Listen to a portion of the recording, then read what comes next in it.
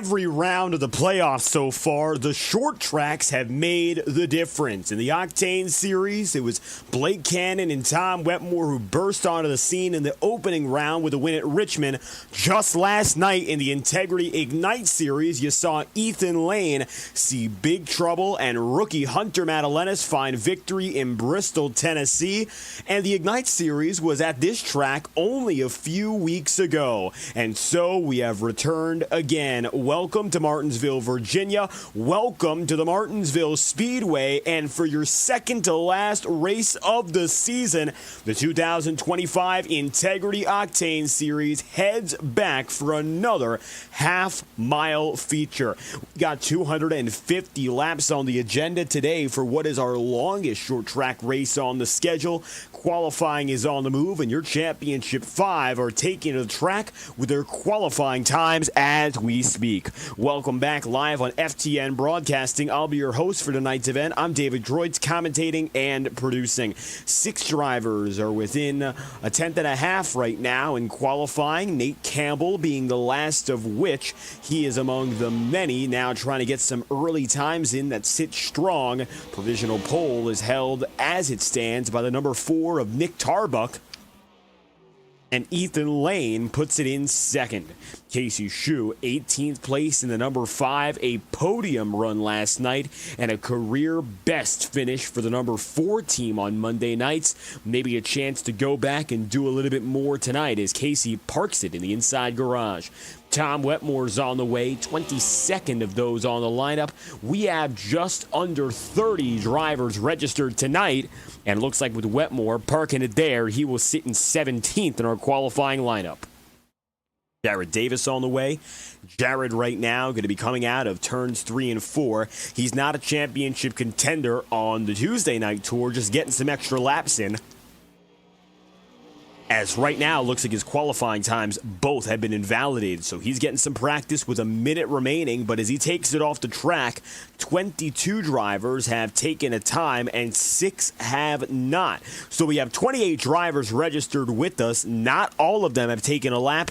And now with less than a minute remaining, it does not look like all of them will decide to head to the circuit to put a time down. Nick Tarbuck, with that said, has the provisional pole position.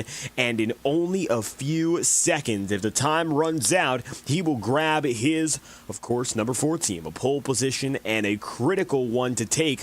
That's a bonus point being taken away from the Championship 5, who are not able to get up to scuff and take that top placement. Of course, Ethan Lane is in 2nd, Sam Nieto in 3rd, Campbell in 6th, and while they're not too far behind on the number 4 of Tarbuck, he's going to be able to take the top spot, and that's another point to his benefit. Time runs out while Cody Smith goes at it late. He will be denied a complete lap, and the number 18 will have to bow out.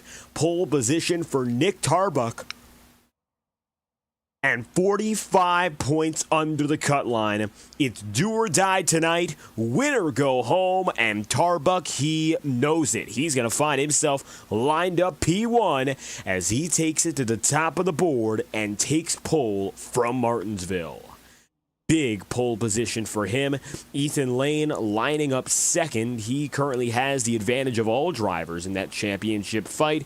He came in with the biggest playoff buffer of anyone in any series in the Octane Series. He is still 11 points up on Nate Campbell, and so that edge that he developed over the course of the season was basically impossible to deny him of, and it means that tonight he is again sitting with more comfort than anyone else. Not the case on Mondays, mind you, but in the Octane Series, Lane has less to worry about. Qualifying again has been put together, and we have 28 drivers tonight for our second to last race of the season.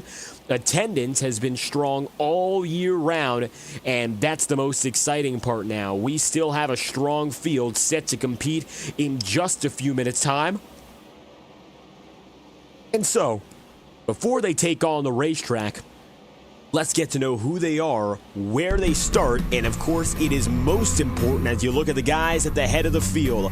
One driver that's not a shock at the front, who takes a very important pole position, is the number 4, Nick Tarbuck, inside of row number 1, and in a do-or-die moment for his team. If he wants to win a title, he has to win tonight. 45 points off of Ethan Lane. He'll be starting ahead of Ethan as the number 6 starts just beside him. Sam Lieto will kick off the night in 3rd place. Then you'll have Zach Strithenol in 4th.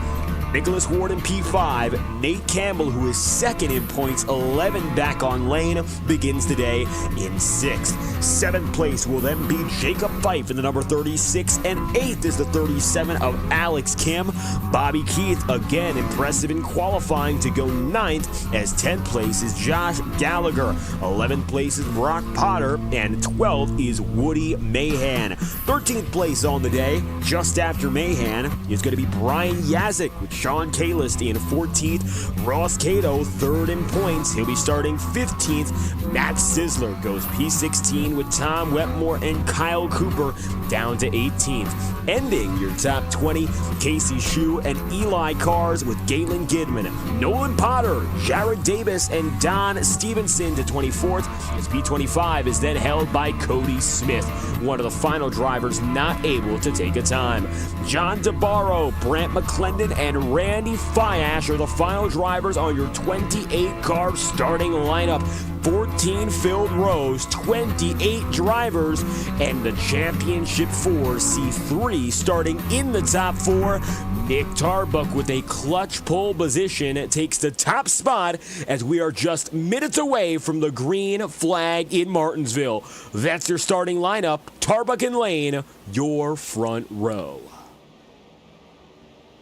And even with that top spot being taken, Nick has not shied away from going onto the track and getting a few more laps in. Right now, he's back on pit road, but he is 3rd in this session as drivers take a few additional times. Nothing too significant. We don't have a lot of time or enough time for drivers to take big, long runs. However, during qualifying, multiple drivers, of course, were coming in with over 100 laps of experience, using that early stretch, that early practice stint to their benefit. Drivers are given 90 minutes of practice in this session before we go racing, and Wetmore still clipping the inside on the apron there. Luckily, nothing too crazy. But some of these drivers taking over 135 laps. We've seen some upwards of 150 on certain nights. It looks like today a little bit less so than that, but either way, 140 laps at Martinsville will set the tone for this race, as we are slated, of course, to have ourselves over 100 miles at Martinsville. That comes in at over 200 laps. Last night in Bristol, we were able to square away a lot of big issues in the first half and ended up finishing with only 3 cautions in the last 100 laps. Something that we didn't expect to see after 17 cautions at this track on Monday nights. Bristol turned out to be a little bit less. 12 cautions over 210 laps, which meant that on average we had about 13 or so laps under green before we went at it and saw a caution again. Nieto down to pit road, and he will drift out of line, but it is Zach Strithenol, the fastest in this final session. Zach, not a championship contender, but he puts down the fastest time of all, a 19.063. So, impressive to end practice.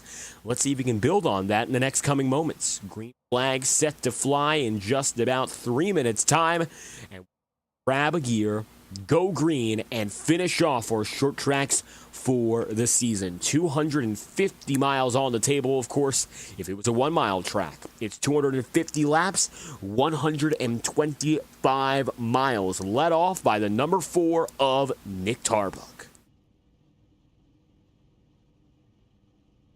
Perhaps the primary concern every driver shares no matter what is that we might not see all green flag racing. So far, the short tracks have been rather chaotic, and 250 laps under green at this track looks a lot different than 250 laps that are primarily held under yellow. Of course, here's to hoping that we'll see more green flag racing than anything else, but you can't really confirm anything before it happens. We got a field of 28, which is a little bit less than what the Ignite Series sent to this track, looking at around 32, 33 on that race. But these are still, by and large, a very similar group of drivers. Talented, but we have seen aggression, especially in the back of the field, become a problem. What has also been a problem has been grip off the corner. Martinsville, with less than 10 degrees of banking across the circuit, doesn't give a lot of leeway. If you start squealing tires, you've got problems. And those problems will exacerbate themselves even further if you try to push your way out and overcorrect off the exit of the corner. That caught us up with about 6 of our yellow flags last night. About half of them were just one driver incidents. And those were, of course, at Bristol, where there's banking, but it's been a big issue here as well. So don't be particularly surprised, of course, if drivers tend to have similar issues of that nature as the night progresses, of just trying to push a little too hard off the corner and not finding support.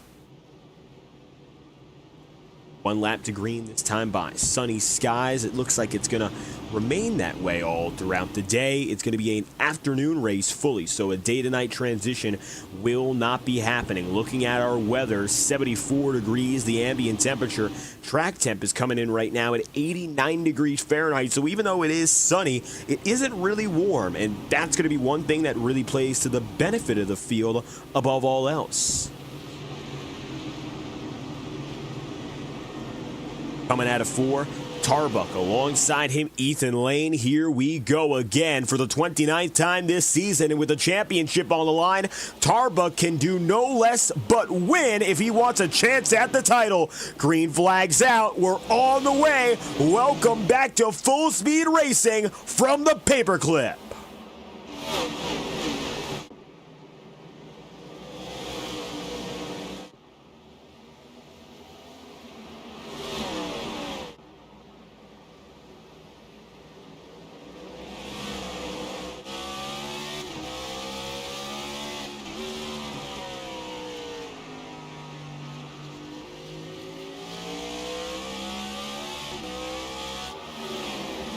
Nick Tarbuck and Ethan Lane with contact for the lead. Tarbuck up the track. He will save it, but the caution's out.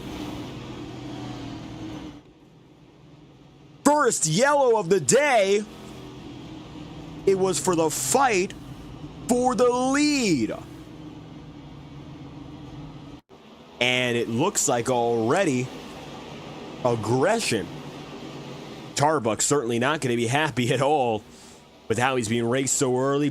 I don't think that was intentional, though. Just looks like Tarbuck was still ahead. Lane trying to nudge him up, and that set him sliding high. He'll fall back to 5th. But most importantly, and this is, of course, a bad thing for Tarbuck, tires a little bit more worn. Take a look on board with Lane through this moment.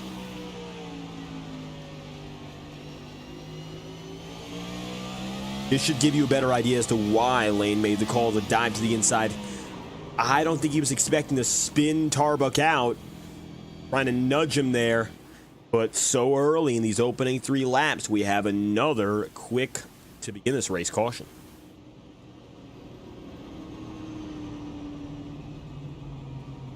Nick Tarbuck falls back to 5th. Ward gets up to 4th. Shrinton and Nieto take the remaining places in the podium. And Ethan Lane retains the top spot out of that fight. Alex Kim gets ahead of Jacob Fife. Now a few differences. The upper portion of the field. Fife and Kim started together. Alex Kim, however, was behind Jacob to start. Both of them making a few spots up. Alex one more than the other in Fife. And they'll line up again. One to pit road and Jared Davis. He'll go way back. There's Randy Fiash, number 54. Accompanying the back of the field, Don Stevenson as well. And we'll be set to go green at lap number 8 of 250. And we'll get it started again. Luckily for everyone involved, Nick Tarbuck having an amazing save, and that is a huge effort from Tarbuck, even though it was a small and a very fast moment, to keep himself under control that quickly. The stakes were that high. Very impressive. And that is his championship race on the line so early. Again, Tarbuck cannot afford to falter tonight, nor can he afford to falter next week. If there is any real shot that he's going to win the championship, he has to be effectively perfect. And he has already grabbed the pole. He's already led at least a lap. The next best thing for him to do out here is try to keep going at it for the win. We'll see if that tire wear ends up being a big problem or if it's only a minor thing. That remains to be seen. To the green now, Ethan Lane alongside Sam Nieto, but that changes fast. Ethan Lane, he's got the getaway speed and brings the field back up to pace for your first restart of the night.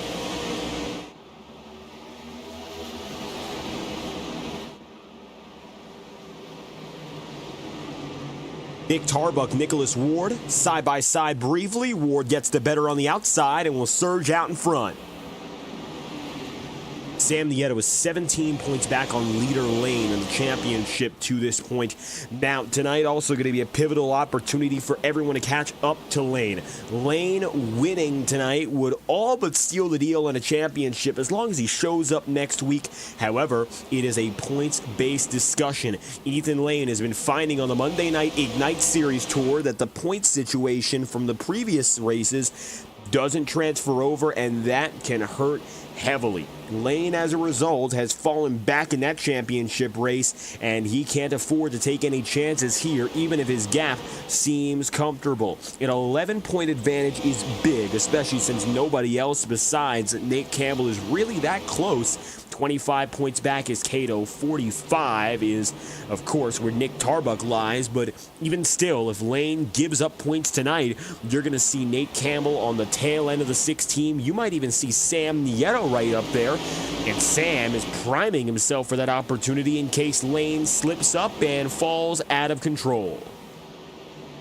Take a look on board right now at Nieto as he continues to chase after Lane.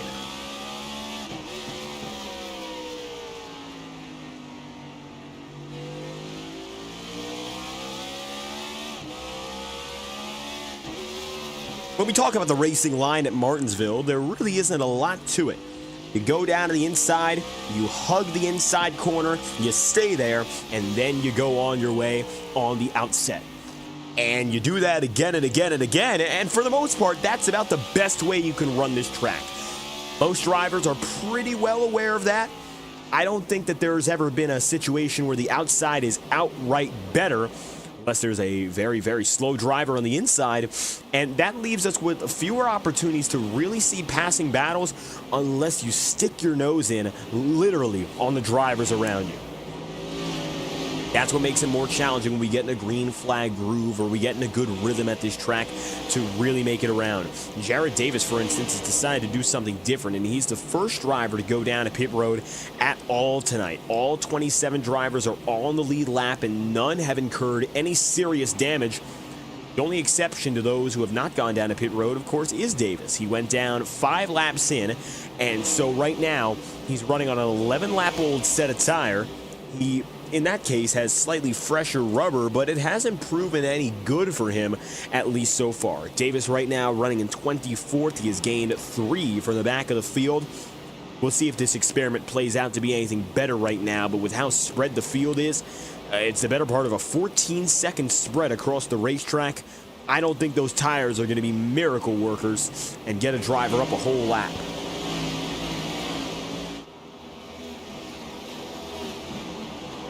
Nick Tarbuck chasing after Ward. And of course, Tarbuck is still going to have to deal with the fact that the effects of being moved around a track last an entire stint. He's lucky that he doesn't have any significant aerodynamic problems. I mean, he might have some front end scuffing, and it looks like there's a chance he's got some nose damage. but whatever damage he has is minimal compared to what it could have been. The worst part for Tarbuck, of course, is the tire scuffing. When you slide up a set of corners like that, you're going to lose a lot of rubber and you're going to heat up the tires. It's good to have some warmth in the tire, of course. You don't want it to be ice cold. That way you're going to have basically no speed throughout the run. But what happens when it gets too warm? You start to feel the effects and you start to lose pace. If you lose grip and traction, you will lose pace, and you can see that the number 4 team is working hard, especially through the entry of those corners, to get the braking down and really get it in there properly. I mean, the rotors are glowing on the front end, so that's a lot of heat being applied to the front tires in particular, especially the left front. What the tires are facing is a heat of over 300 degrees Fahrenheit. Add to that the fact that the rolling surface is about 100 degrees Fahrenheit and you're pushing on the rubber and the rubble at the same time. These are not perfectly smooth racetracks, so you're feeling all the bumps, you're feeling all the ridges, and these tires get hot. At a track like, say for instance, Daytona, you don't use the brakes a lot, you don't have to apply that heat. You do have to apply it to get that friction down, to slow you down here at Martinsville. That's why you can see the fire in those rotors as they warm up to heat that no person could manage bare-fingered.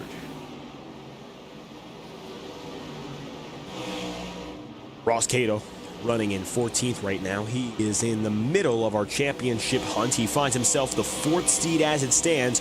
Cato has been able to march his way back up to the final round, but it looks like right now he's going to need a bigger and better performance than what we are seeing out of the number 12 team.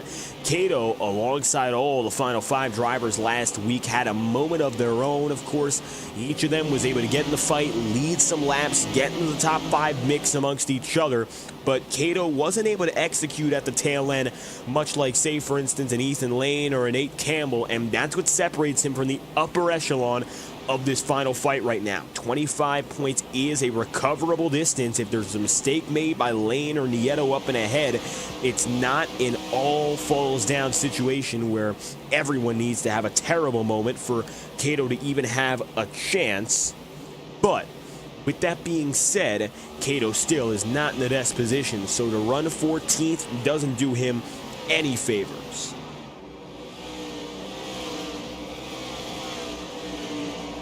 Continue to stay just ahead of Casey Shu. Shu came on strong last night, and when we talk about strategy, that's exactly where Casey Shu excelled and hit 110% to get himself up to the top of the board. In his first ever Octane Series podium is still yet to come, but he got his first ever Ignite podium just last night. He was on a 20-lap younger stint tire-wise, and that was all the difference. While everyone else was struggling on old rubber, Casey Shu was able to slowly but surely maneuver through the racetrack, and that got him up to 3rd. His best ever performance in the modern era of the Integrity Racing League, and it came not only, of course, during a playoff race, but he was able to outperform his teammate in Thomas Bresci. Bresci, who was going for the championship, definitely needed a better race than he had last night, and here's to hoping for the 24 team's sake that he can pull it all together again. Championship points have not officially released after last night, mind you. We'll keep you updated as to when they do. Brentano coming up with a lapper, Randy Fiash. A few of these lapper guys now getting together. Brentano chasing after Yazik, and they'll go by in one piece. Watching and waiting to see if any major battles come to pass. A few drivers within about a 1/10.5 of each other, but even still, that's not a lot of double file racing. Leaders, top 2 are separate by a 1.5. Top 3 separate by 2 1/4. Top 5 by 5 seconds. Alex Kim, again, getting up front time early. Kim is a rookie to watch out for, and we've said it time and again, he's already got his first career podium under his belt, and with the level of competition that is here, Alex has come on as effectively a no-name driver and has been able to pull through for a top 5 performance. He's gotten top 10 runs. He's one to watch. The second caution's out. It looks like Jared Davis might be involved in this one. Watch this. Taking a look at the 19 of Davis, just a lap ago, the caution's out for the second time tonight after a 20-lap run under green. Contact with John DeBarro. Davis goes down to the inside of the track and quickly parks it.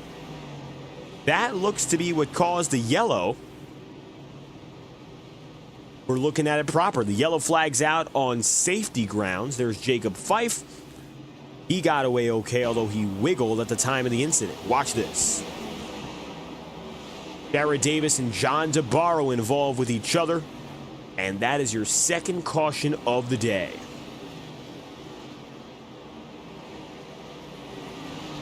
One more time in the mid-pack to see if anything different happened. Looks like not the case, and the yellow is out. So Davis and DeBarro see yellow flag number 2.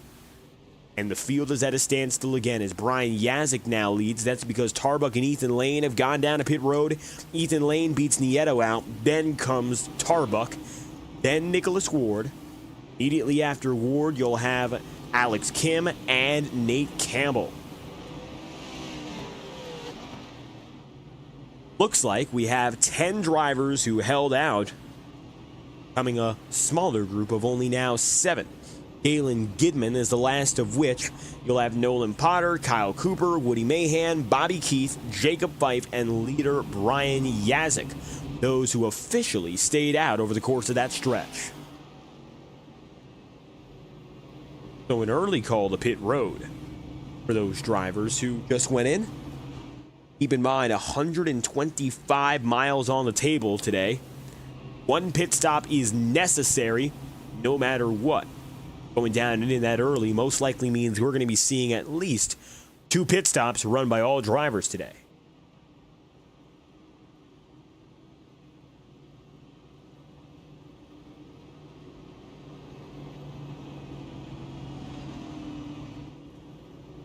We are coming now to lap number 39. That's when we'll restart for our second of the day. After a good 20-lap run, unfortunately, just a small bit of contact again brings the field to a standstill. Jared Davis has taken it off the track, and it looks like he is retired. Here comes Brock Potter, Eli Kars, and Randy Fiash, 3 who are off the lead lap.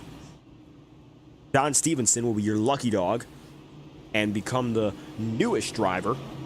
Get back on lead lap status.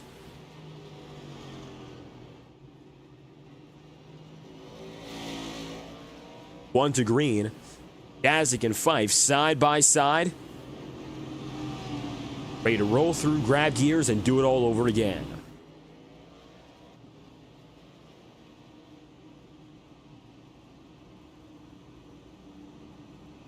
Bobby Keith and Kyle Cooper have made up some more spots. Keith qualifying well today. Now this is the highest spot he's running in as he takes it up to 3rd. Let's see what happens now between your holdouts and the guys on new rubber. Here we go again. 7 drivers stayed out. The rest of the field went in. Green flags out for restart number 2. And at lap 39, Yazik pulls away. Lane is already starting to make some passes.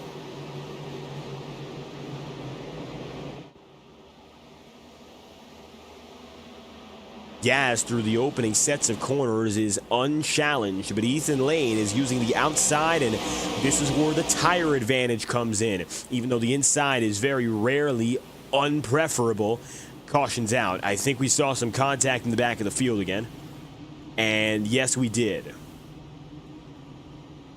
3rd of the day. Let's take a look back and see what happened.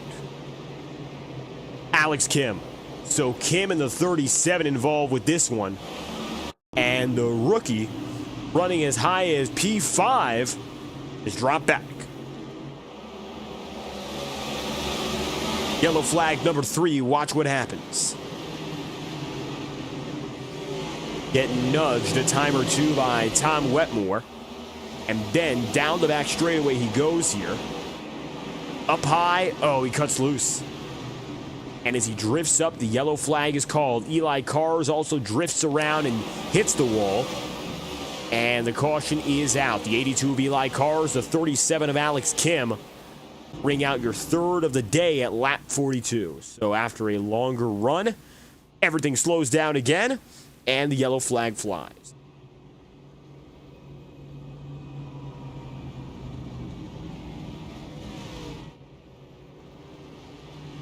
We'll prepare ourselves once more for a better opportunity.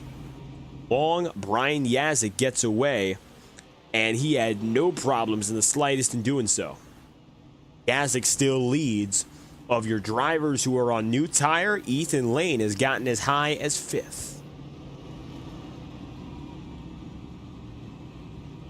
Onyx Racing League in the chat room, thank you for stopping by. Great to have you here. And, of course, fans in the chat room.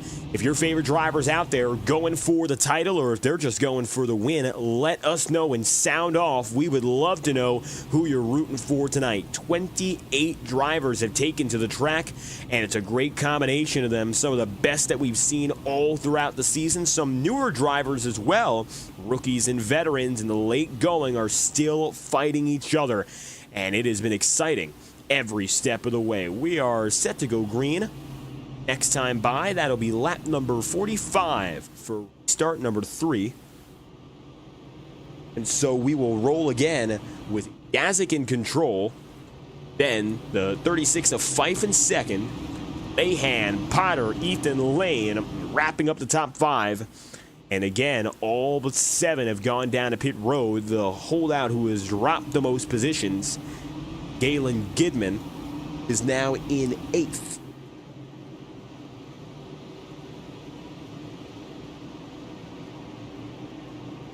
It's all in the hands of Brian Yazik as we are set to go green again. Back to business. Yazik grabs a gear and he is underway with Fife and Mahan side by side for second. Watch how quickly Ethan Lane tries to make his way up as one down to the inside of Eli Cars. Toe to toe, door to door. That's Ethan Lane on Potter. They're still side by side here as they enter into the first set of corners again. Double file twice over. Fife wiggles high. Into the wall as well, the 36, and everyone around shakes up. Jacob, from as high as the top 5, now drops back, and he's having troubles hanging on to the top 10. Rinthal and Fife, double file. And this for Jacob is the last chance he has to hang on to 10th and slot back in line. Fife is just able to get ahead, just able to stay ahead. And it looks like now he's got Tom Wetmore, Galen Gidman both looking at him. Fife not able to stay clear on the inside, and he's going to fall back a spot again. Ethan Lane and Brian Yazik stay amongst each other. Now Brian's got the lead. It's a gap, 1 second gap that is, for Ethan Lane to catch up. He's got the newest rubber. Now let's see what he can really do with it. He's got clean air. He has track position. He's also bringing Nick Tarbuck. Nick is back in second for the first time since the lap 3 incident. What is he going to do now? How aggressive is he going to race Ethan Lane? Of course, he and Lane having that early scuffle, and while it didn't look intentional, it definitely could have had big championship implications. Tarbuck, if he wants to have a comeback run tonight, he's got to go out there and take that lead again. The victory is basically the only key he has to going next week with a real chance for the championship. Nolan Potter maintains in 4th as the top 3 have fully run away. Yazik is now beginning to feel the heat from both Lane and Tarbuck.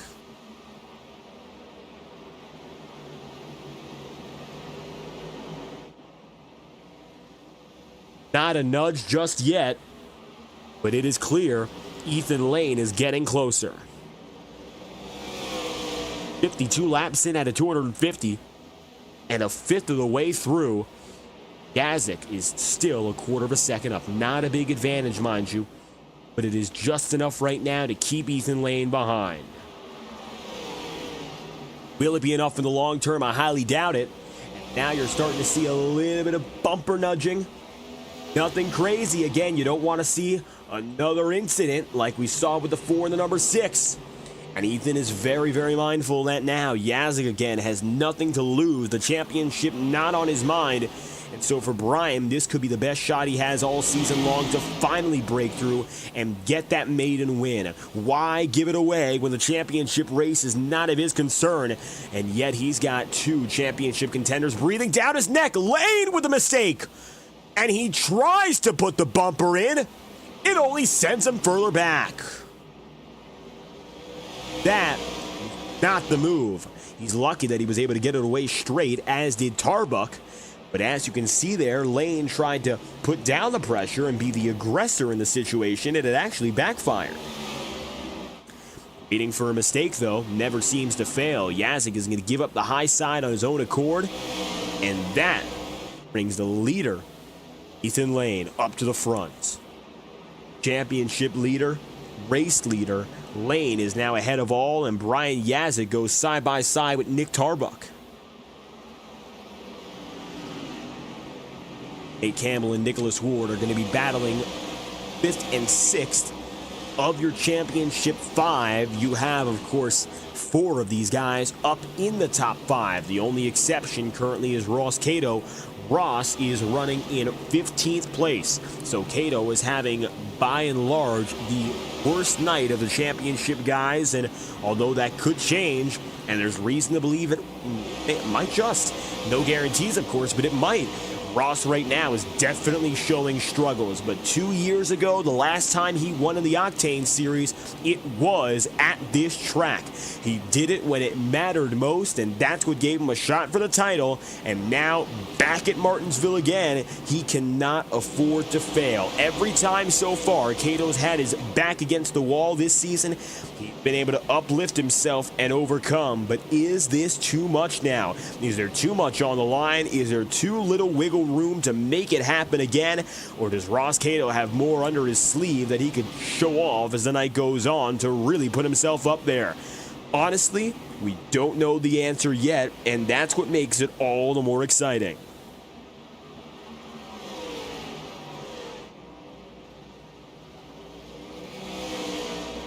"61 laps in, Ethan Lane is keeping a 2/10 deficit between he and Nick Tarbuck.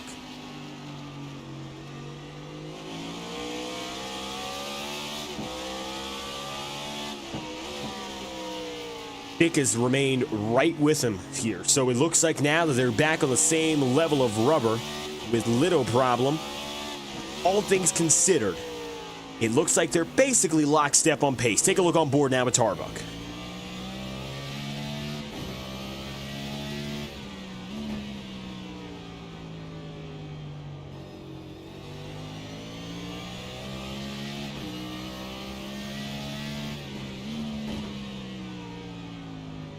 Tarbuck is smooth as they come. 3rd gear into the corners, 4th on the way out, so tire saving and fuel saving for that matter, it doesn't look like both are really in the equation. It looks like right now it is full on, full push. Mileage is not the biggest of concerns. And then from there, of course, how long until the tires become a concern? We don't know yet. I think that's largely just going to come down to how long the green flag run is.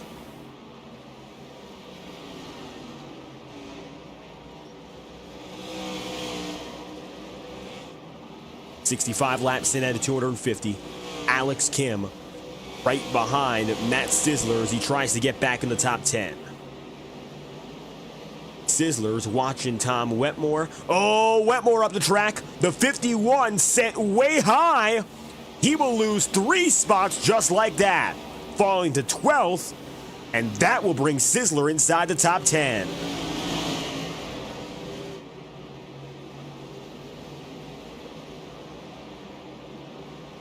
Tricky moment there for the 51 of Wetmore, and he is most lucky that he didn't get completely destroyed. We've seen a few drivers taken up to the high side tonight, and in most of those cases it has not been pretty, and it hasn't necessarily been the kindest of moves back and forth. Again, aggression at Martinsville and at the short tracks in general, common to see even if it's unintentional.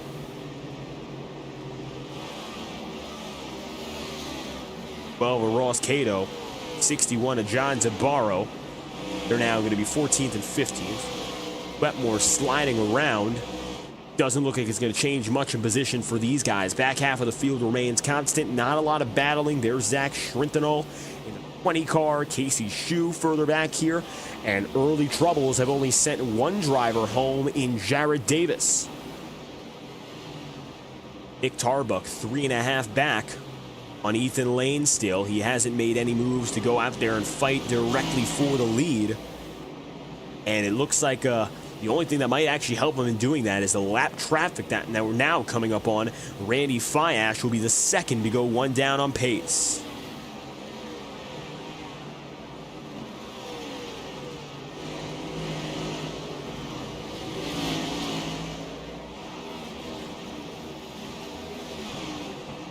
The inside, Lane to the bottom, and he will get there on Randy Fiash real quick. That's how fast it is for a lap driver to move out of the way and let those leaders through. Still riding on board here with Tarbuck. He's letting Lane do all the dirty work.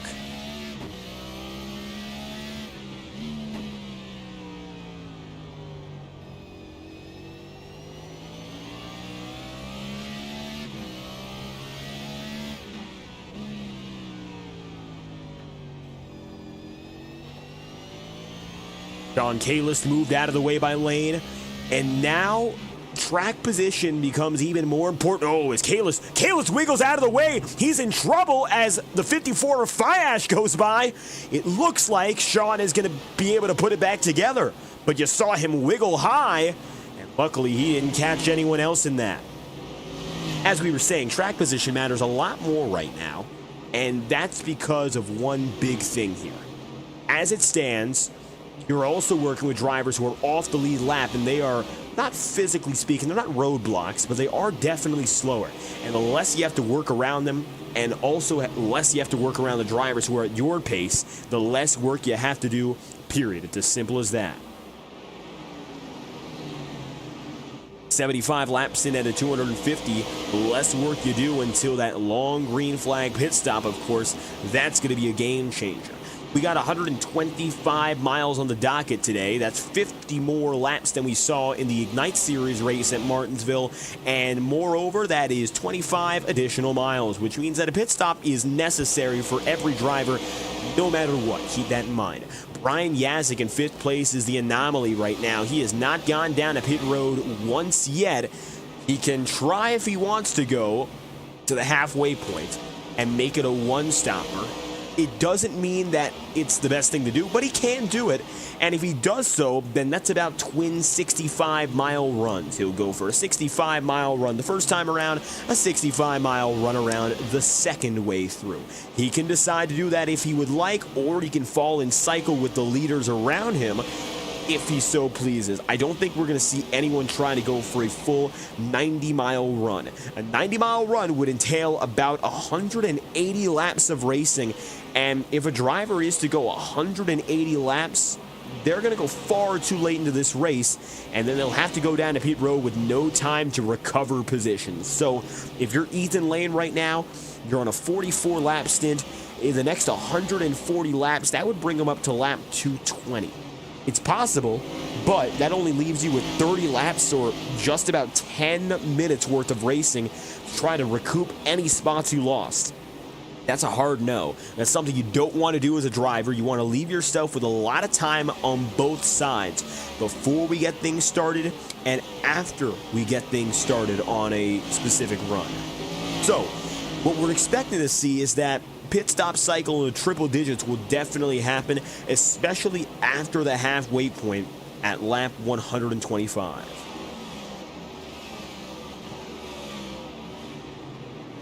Post lap 150, we might also see a cycle, just dependent on how calm the field remains. Wetmore again seeing some troubles as he fades out of line once more. He might have to come down to pit road in the coming laps.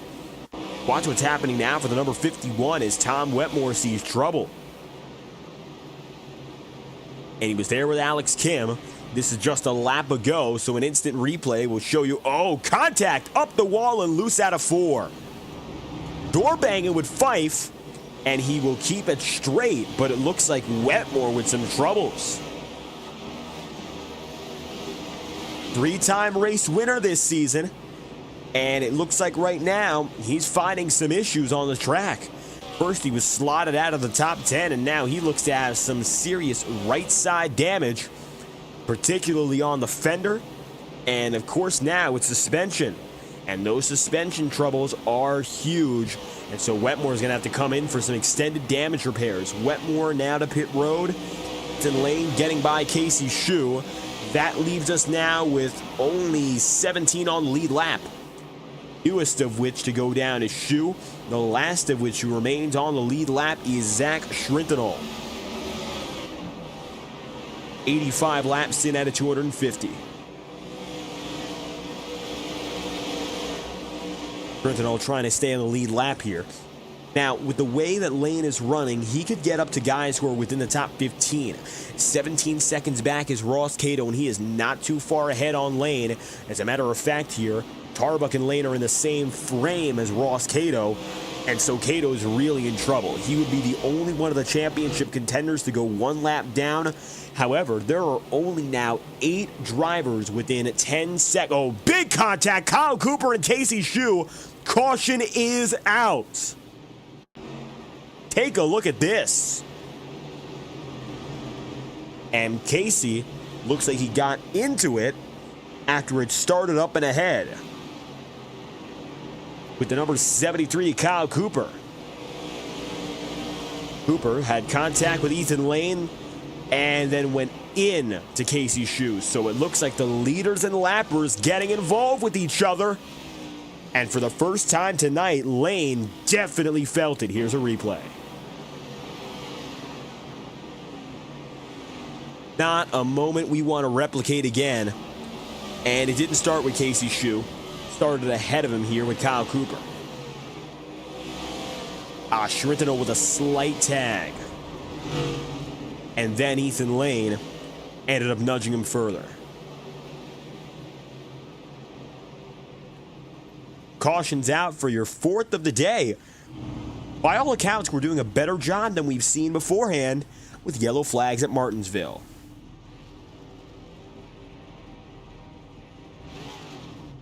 Tarbuck gets out ahead of Lane, then Nieto, then Nicholas Ward. Ethan Lane staying in longer this time by, and it looks like he's going to brush up on any damage that he has. That will leave Tarbuck as your winner off pit road.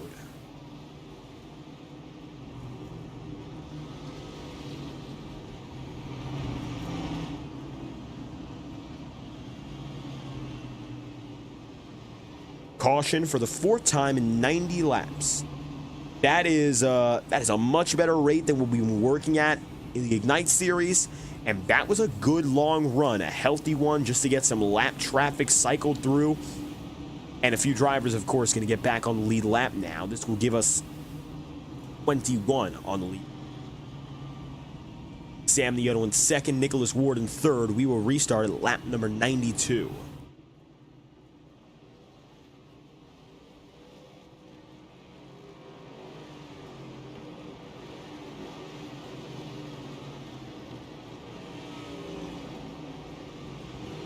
Caution flies at lap number 88, involving Kyle Cooper, and with him, Casey Shu. Nick Tarbuck, your leader now.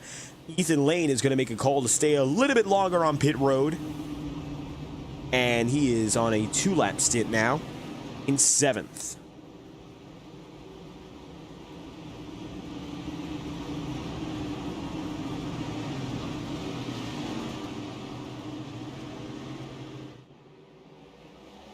Green flag out again. Tarbuck clearly out and away.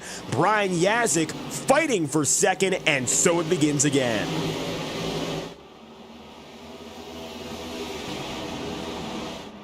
Sam Nieto still staying to the inside of the 55 car. Looks like Yaz isn't quite able to get through and put himself in there.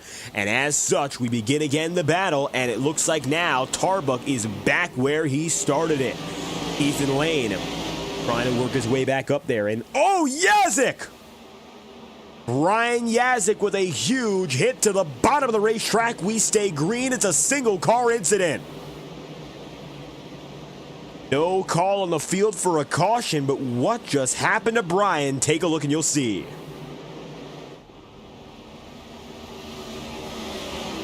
Harsh hit for the number 55.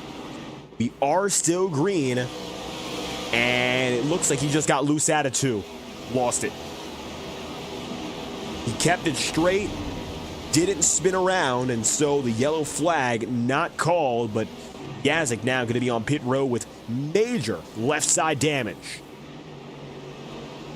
And that was unfortunately not a flush hit. He came in at a really bad angle by all accounts. And so, Nick Tarbuck leads the way, and Yazik, who's been so strong to start this night, now finds himself pretty far out of the equation.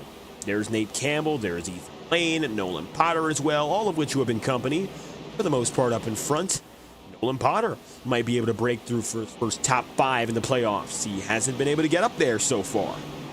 And while he's had some top 10 runs, again, the difference between the top 5, the podium, the top 10, it's elevated when you got drivers like Lane and company up front.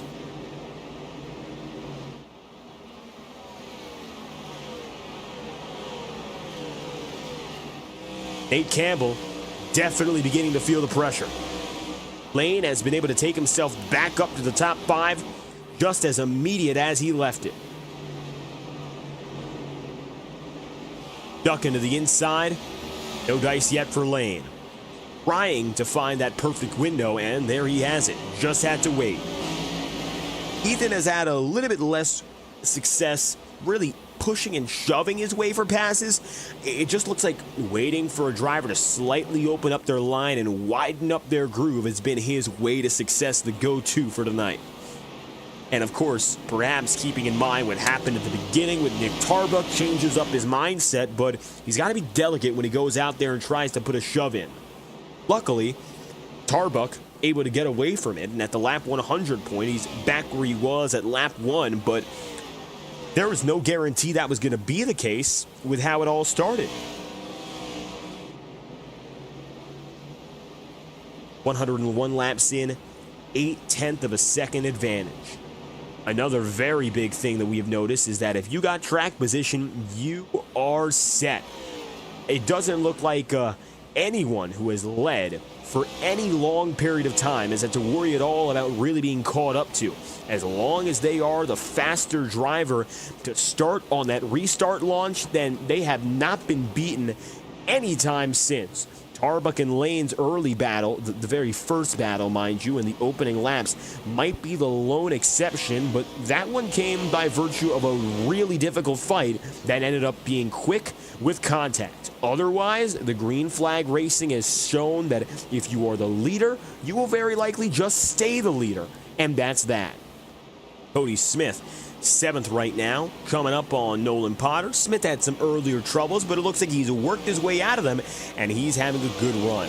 Right now, Smith finding himself up from 25th to 7th. He's the biggest mover of all. That's an 18-place gain on the night, and he's doing a remarkable job with that number 18 car. Next Level Racing with us year after year, season after season, and they are our premier partner of premier partners. Have to thank again NextLevelRacing.com and SimMotion for their continued support. The Next Level Racing Championship prize to be given out next week for both the Ignite and Octane Series respectively. One of your final 5 men will be able to win that award, and what an accolade it is. It's been for the past 2 years, a simulator rig worth $2,000 US, and that's a huge upgrade for any sim racer at any level. You can go to nextlevelracing.com and use promo code Integrity10 to get 10% off anything on checkout, and go to SimMotion, us.sim-motion.com. Use promo code Integrity for a discount at checkout as well. Our promo codes, of course, and our primary partners are a long-standing part of what makes the Integrity Racing League so successful, as we are now into our 13th year of operation since 2012 doing sim racing right, and these full seasons, these past 3 full seasons, have been some of the best in the league's existence. Navarro coming up on Woody Mahan. John back in the top 10 after a caution he was involved in. Woody Mahan has silently made a good day out of this one. The 49 is 12th up to 9th and has gained 3 so far. Jacob Fife, 13th place. He is right now just behind Galen Gidman, so he rounds out the top dozen, Gidman does. And then you got Jacob Fife. Take a look at the back end right now, the 0-4, as he draws exceedingly closer to Fife. Fife has a crumpled back end. Well, it looks like he's gotten that squared away, but the front side is not perfect right now. And any moment now, it looks like Fife is looking to lay down the chrome horn and get through. Hasn't yet been able to find the spot, but he definitely is showing a sign he wants to take it. DeBarro to the inside, Woody Mahan to his outside here.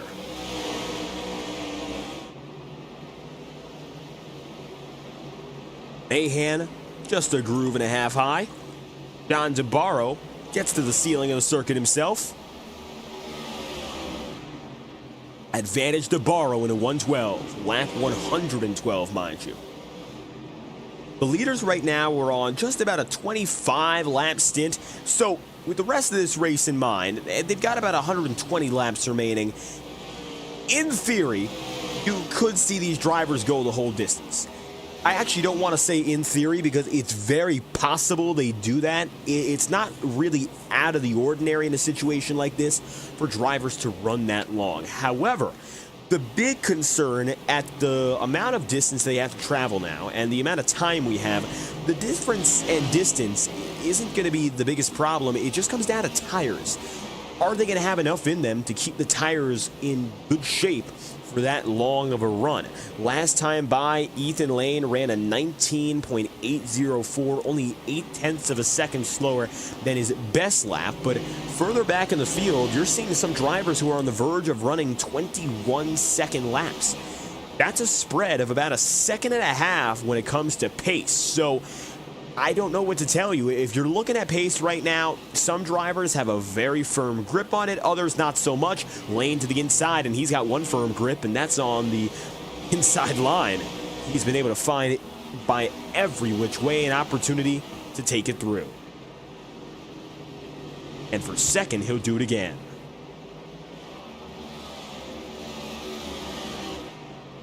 The opportunities for Lane and Nieto have been clear today. Both of these drivers now have a great opportunity, of course, to go further up the ceiling of the circuit in terms of points. Sam Nieto, who came in as your 11th seed out of the round of 15, has been able to make himself a bona fide championship contender. And while it didn't look like he was going to have the stuff to go the distance to begin with, he's turned it around. He's ahead of Nate Campbell right now, and if he wants to get the second of the championship where he's running, we'll take him there. But of course, I think he wants that title lead. Nieto has fallen back to Lane though, and with Ethan ahead of Nieto and Campbell, he will comfortably exit this race as the championship leader once more. What must be wondered, of course, is what's it going to take for Nick Tarbuck now. Tarbuck, whether or not he ends up close to Ethan Lane or not, well, a victory looks to be his only option. Even if Ethan Lane finishes in second, the only thing he can afford to do is win for the sake of his championship fight. Great job, of course, for Tarbuck to get the pole position. That's a huge deal. Led at least a lap. That's another set of bonus points that you got to keep in mind. A win is the upper hand of upper hands, however, and if you keep that race lead, then you're going to be able to take it there, of course, one more week with a better chance. That will be a clamp of about 10 points automatically cut in the championship fight. Cautions out, that would be a 35-point gap as they run. Yellow flies again. Galen Gidman perhaps involved. This is our 5th of the night, and this brings us to halftime. Taking a look at the caution and seeing who was involved this time by. Gidman in the 0-4, side by side with Fife. Yeah, contact. Fife sending the spin up to Galen Gidman, and as soon as Fife caught it, Gidman took it right with him.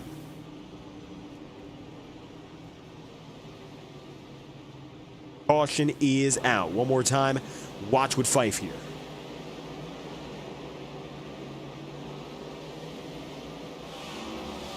Jacob was right behind Gidman and tried to go for a lunge, and it looks like he just slightly came loose and undone.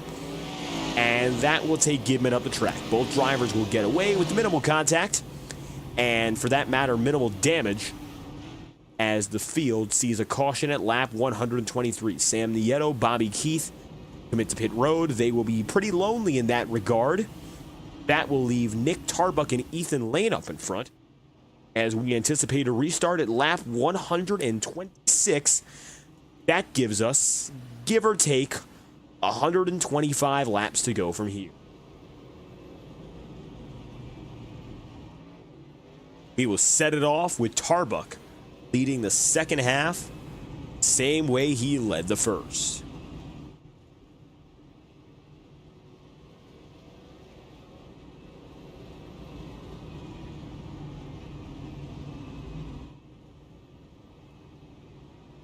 One to green this time by. The top 10 now sees Tarbuck, Lane, and Ross Cato.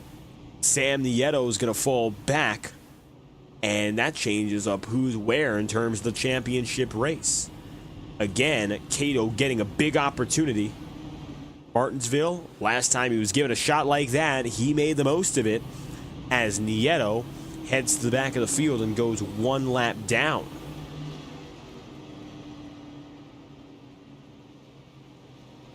Flickering in and out there. We'll see if Nieto is able to return in quick fashion, as with this caution now he has dropped one under.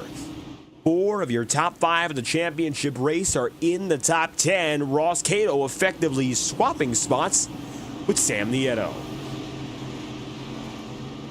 Here now is another opportunity to go at it as the second half begins. 125 laps done, 125 laps to go. Green flag is out again, and Tarbuck leads the second half as Nieto returns to the circuit.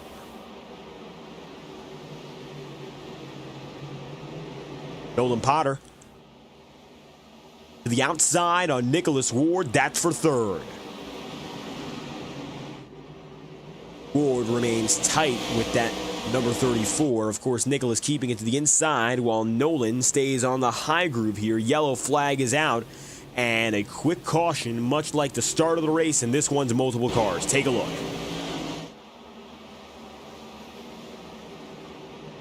Gidman was loose on the way in, but it looks like he wasn't particularly quick, so he was able to put it back together. Contact with Bobby Keith. Then Gidman into Kim, or Sean Kalis into Alex Kim. Then Galen Gidman is turned. Also involving Kyle Cooper. And a long chain reaction of a caution. Take a look one more time with 123 laps to go.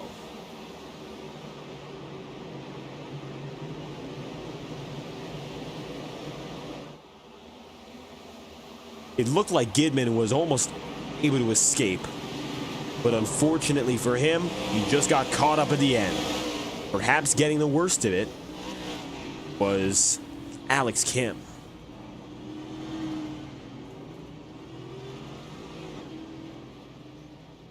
Caution flies. It is your 6th of the day, and Nick Tarbuck leads. With the yellow flag out again, we'll take a brief step aside and thank some of our partners and associates live on FTN Broadcasting for bringing this coverage to you. 122 laps remain, and you won't miss a thing under yellow as we are set to go green 2 laps from now. So stay right with us. You'll see on the right side of your screen leader Tarbuck, and we'll bring you back for the rest of our green flag coverage from this point onward. 121 laps to go live on FTN as we go nonstop from Martinsville.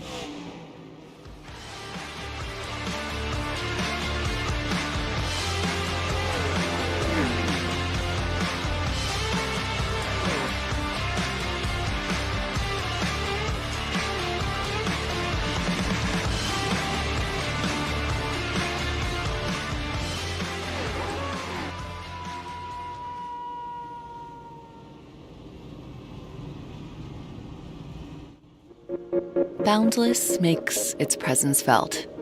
It will not be ignored. We're helping turn ideas into reality with a wealth of building products that take every architectural style to the next level. This is what it's like to imagine, build, and transform anything we want into exactly what we seek. This is what it means to be boundless. Double file with 119 laps remaining. Tarbuck and Lane, the top 2 to go at it. It's going to be Nick who gets the ball rolling on the outside as their control car. He'll swiftly block Ethan Lane. And that was a fast, intentional block if we've ever seen one. 119 laps to go. Ethan Lane finding himself just behind Tarbuck as the caution flies again. Another fast slowdown. John DeBarro goes sliding. Take a look as for your 7th caution of the day. DeBarro from up in front in the top 5 fight. Tires squeal, and that's all she wrote. Nudge from Cody Smith is going to do a lot of the work, though, and hook him up the track. Back end gets crumpled.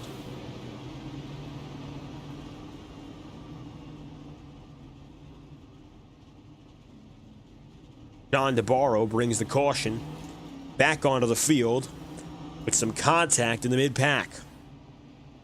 Randy Fiash with them heading down to pit road, so while not everyone goes for it, with 17 laps remaining, Nick Tarbuck and Ethan Lane are your top 2. Same top 2 that got things started with perhaps our most contentious racing so far, when they got into each other and ended up nearly wrecking at the head of the field. They're back, and Tarbuck has made it no secret that he intends to keep himself in the fight to win it.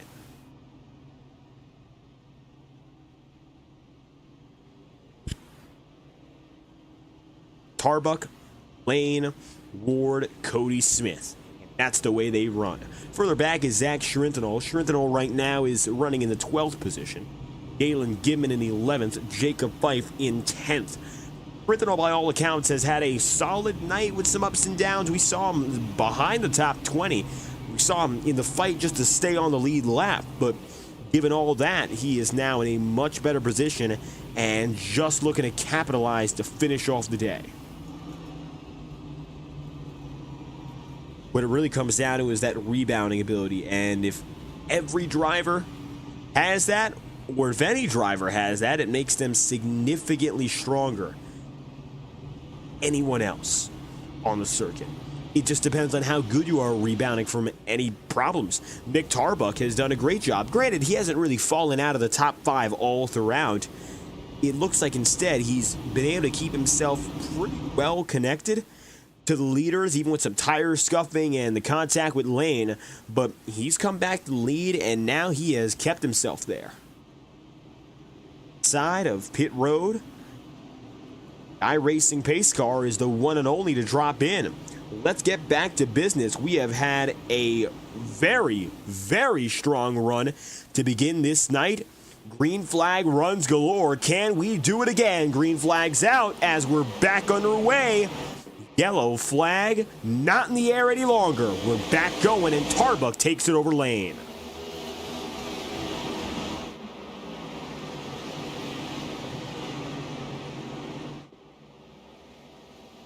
Double file between Nicholas Ward and Nate Campbell. Among these two drivers, of course, they've been able to fight for victories time and time again. Campbell is a driver who is looking to continue his breakout rookie campaign. Nicholas Ward has had the best season in his career, honestly. And not only that, it's the best that he's had in more than a half decade. To the inside, Woody Mahan. The call on the field is "We are green." Does the yellow flag fly? It looks like it will not. Mahan puts it back together, but you see he's got some big left side damage. Loose out of 4, made contact, and he knocked the wall. That's all it comes down to, as again, with 111 laps to go, we keep on going. Lane is now ahead of Tarbuck. With that early jump, he just wasn't able to finish it off. Caution now comes out. Looks like Ross Cato perhaps in trouble. Take a look at this. Battling with Sizzler and Nolan Potter alike, Ross Cato sees issues.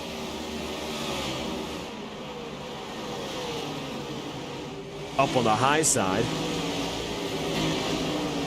Just loose.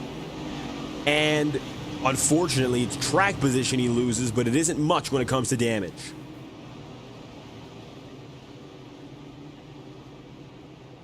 110 laps to go. Cato will get away and continue on. And now Ross heads down and in.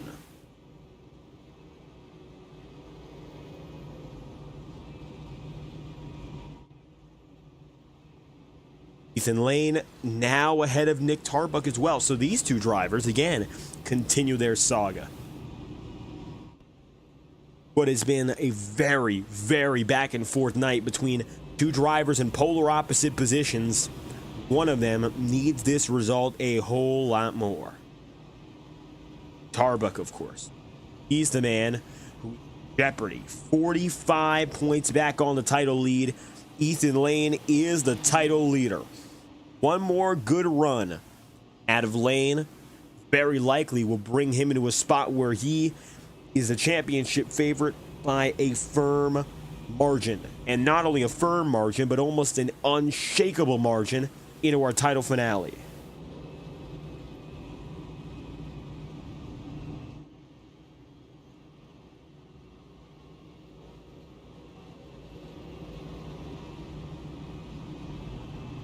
We'll restart with 106 remaining. That will bring us to lap 145.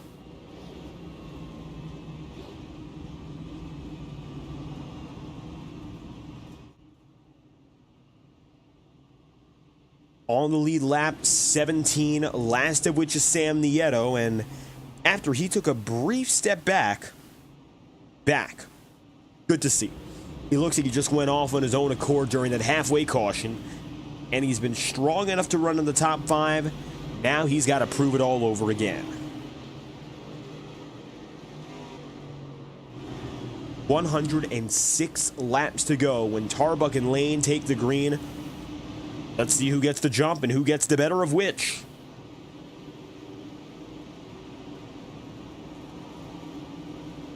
Lane up high. Down low is Tarbuck. Back in action again. Ethan Lane with a car length and a half. Green flags out for a restart. Oh, goodness. Sean Kalis goes around and a nasty hit. The caution flies.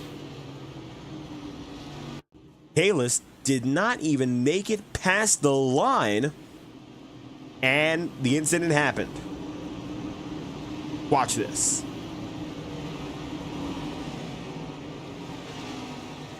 For Sean and the number 90, the problems begin just before the start finish. Loose out of 4 there, and contact and chaos ensues. One more time, focusing more so. Yeah, he just got contact from John DeBarro, and that's what brings out the yellow. Cautions breeding cautions after a series of great runs, and the yellow flag is out again with Lane and Tarbuck your top 2.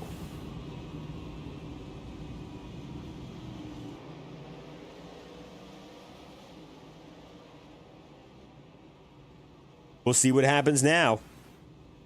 As we had a great opening half. Considering what we've seen at Martinsville so far this year, we've had a much better start to this race than anything before. It looks again that we are falling down to earth. We'll see how long that remains the case. Could just be a minor slip-up or a minor series of slip-up. It could be the rest of the night.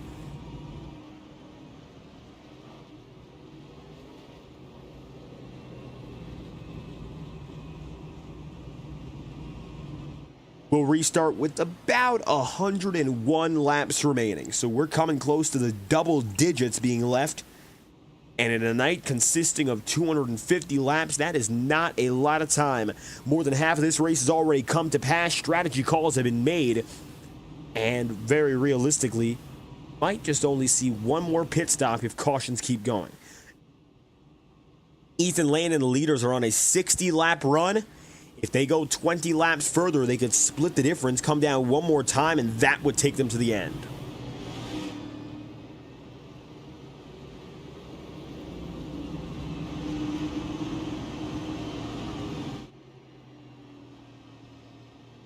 Ethan Lane has used the outside to perfection as your control car. The inside has not been preferred to get the jump off, but as soon as they get back in a racing pace, and without a doubt, it's all about ducking down low. Let's see what happens again, as Ethan Lane will get his 9th shot in this race to get it all started up. Green flag's out. Lane back on his way, and he is firmly up and ahead as the green flag flies.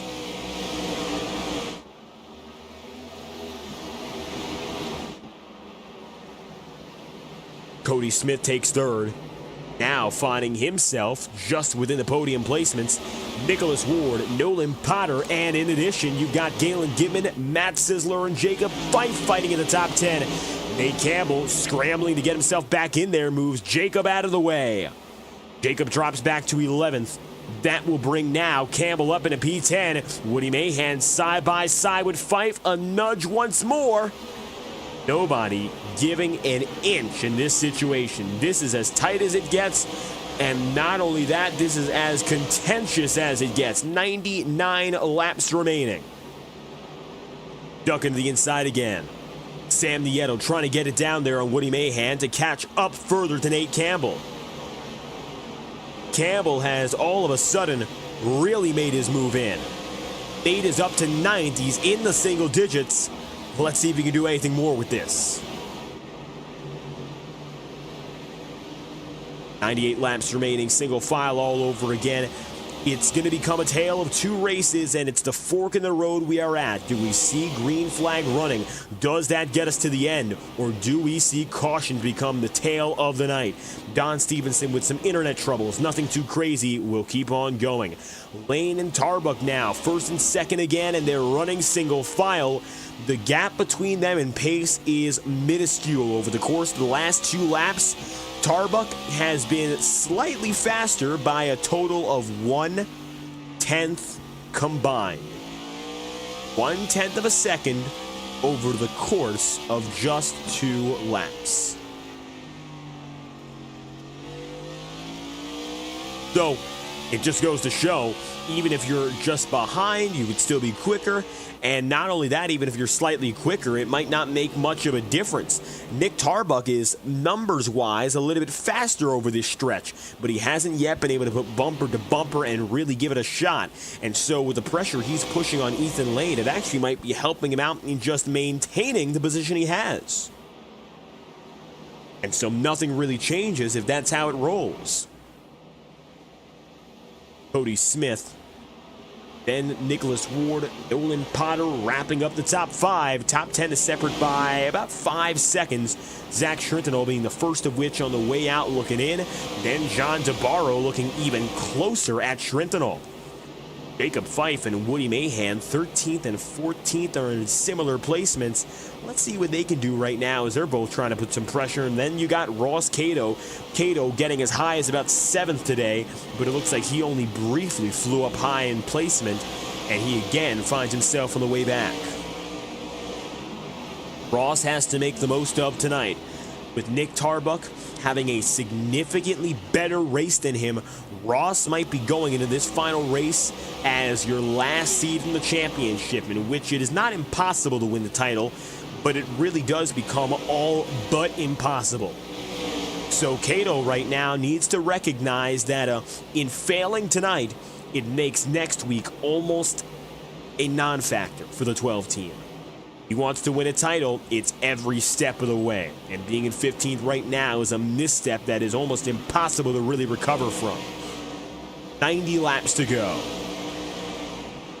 Next week, by the way, we are racing at the Chicagoland Speedway, so keep it in mind, it's going to be one of our more traditional intermediate races, the bread and the butter, as we call it, of our schedule. And so most of these drivers should be bringing their A game just by that. And then, of course, these top 5 guys are definitely going to be putting more reps in, putting in the practice, and getting themselves prepared for that moment. Galen Gidman chasing after Cody Smith. Gidman, even with his troubles and a few cautions involved, still fighting for a top 5. 18 drivers on the lead lap going back to Don Stevenson.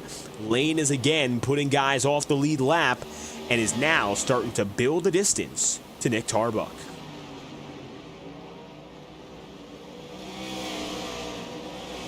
.87 laps to go. Galen Gidman, 6th place. Quarter of a second back. He on Cody Smith. Smith, same distance to more or less than Nolan Potter.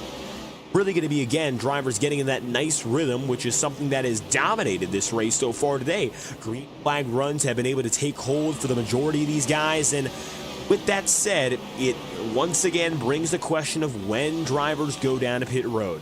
So far, nobody in the field has really been faced with having to go down under green, but that's something you always have to consider, especially with the age on some of these guys in their stints.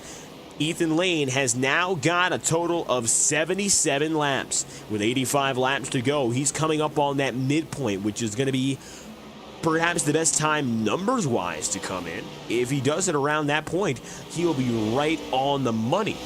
However, just because it's the best time when it comes to exclusively numbers doesn't mean it's going to be the best time to do it overall. And so I think with that in mind, Ethan... Oh! Lane slides! Tarbuck gets through! Big mistake for the number 6. Nick Tarbuck capitalizes. Out of turn 4, Lane loose. Fumbling through the apron. What a mistake. New race leader, Nick Tarbuck. Now that is a moment that is race-changing. The momentum of the night completely shifts. Lane bottles off his own accord. Tarbuck is able to drive right through, and to add to that, Nicholas Ward just took second. Wow, Ethan Lane with a rare slip-up of his own, and that's the type of mistake you cannot make in a title race. Tarbuck, of course, he is the only driver that Lane might be least afraid of when it comes to this situation, but even still, that's your 5th seed driver doing a number and getting Lane all shaken up. Lane gets past double time.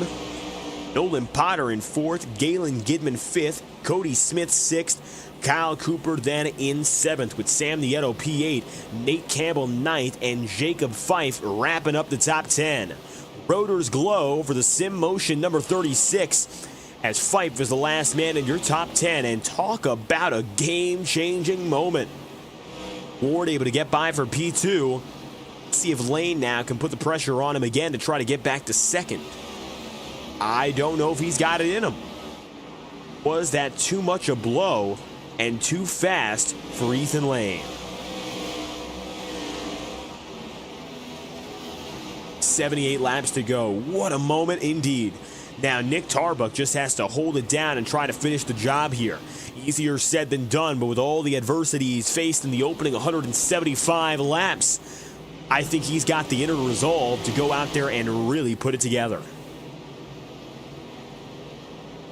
Galen Gidman sits in 5th.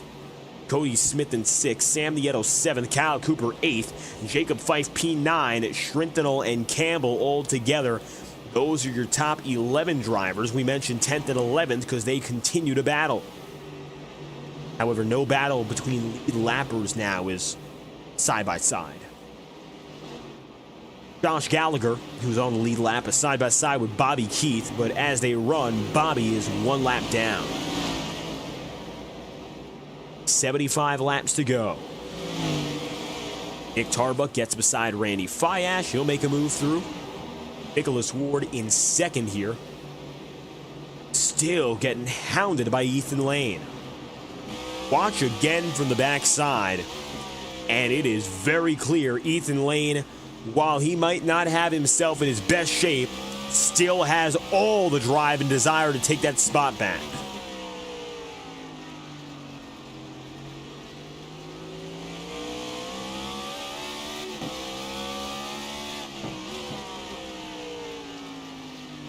Toe-to-toe in a 1 and 2. Not much has changed. 73 laps remaining, and the 2nd place battle might bear the most weight for the rest of the night. If Nicholas Ward stays ahead of Ethan Lane, Tarbuck is being given the perfect opportunity to just keep building. On a 90-lap stint now with 72 laps to go, these drivers have crossed the threshold for meeting in the middle, and it means that they still have that 1 pit stop to go, and they'll make it to the end on that stop. Lane tries to nudge Ward out of the way, but again fails. Ethan has not yet been able to use that chrome horn effectively tonight, and for the most part, it's only caused him more trouble. 71 laps to go. Difficulties just keep on hammering it in. Number 6 team, Ghetto and Galen Gidman. This is for 6th. Sam is going to try to get up there and it stretch his edge over Nate Campbell. He and Campbell are fighting for 2nd in the championship race.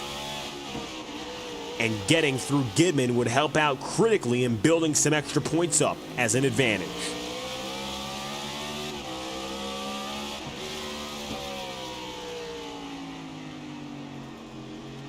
Sam has not yet really seen an opportunity to take that spot, but in keeping the distance close, opportunity strikes, it will be his.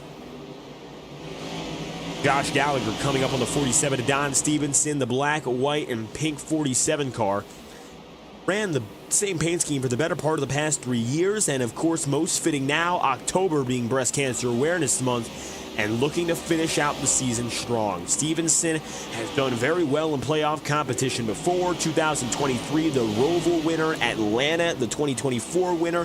Stevenson is one of very few drivers who can claim he won in both 2023 and 2024, something that became a lot harder last season as only 5 drivers went to victory lane across 30 races, and Stevenson and Blake Cannon were the only drivers to do it just once and not multiple times, the big 3 of course handling it for everyone else otherwise. Don Stevenson toe-to-toe with Brock Potter here. Potter is not on the lead lap, he is 2 down. We have 23 drivers racing and 18 of them are on the lead lap. Bobby Keith is 2 laps down. 4 seconds back on him is Randy Fiash. Alex Kim is 21st, 10 seconds behind that. And then a half second further behind is Brock Potter on Alex Kim. The rookie with promise as high as 5th in the running order early has been mired back by a series of incidents, and unfortunately his full potential definitely not on display tonight, just thanks to all the problems he's been around, and it's been very difficult to keep it clean tonight because of that.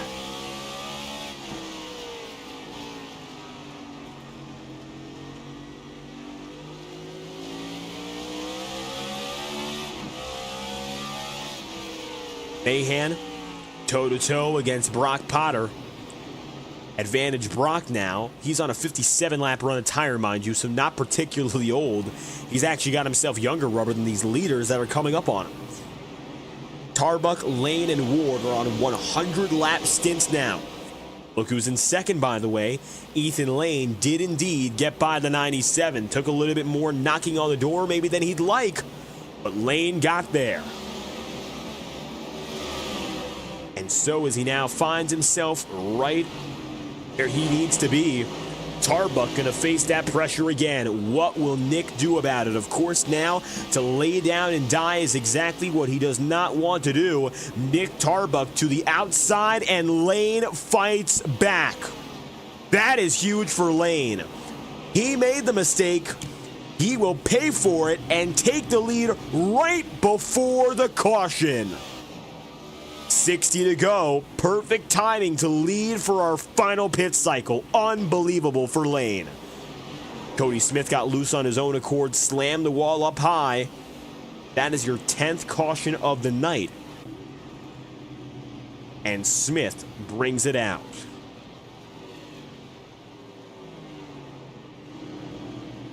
With immaculate timing, Ethan Lane is now your leader again. That's the type of thing that only happens when you consider how good Ethan Lane is at planning every moment out. And it looks like this instance, just another case of Lane doing Ethan Lane things.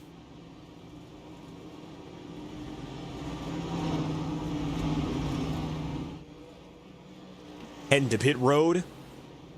Then as the, of course, leading man in, what can he do? Come out with that same accord, of course. Now Tarbuck comes in as the Sam Nieto, everyone coming together in their stalls. Who's going to come out and lead it?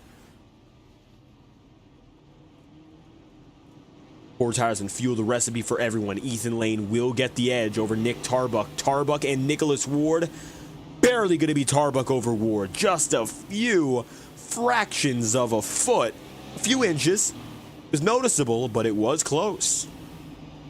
Then you'll have Nolan Potter, Galen Gidman, Jacob Fife, and Kyle Cooper wrapping up the top 10. Campbell with 57 laps to go, your leader. We will restart with about 55 remaining.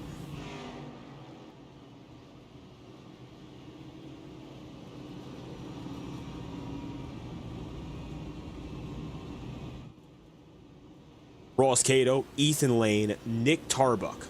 The 1, 2, 3, 4 as they run.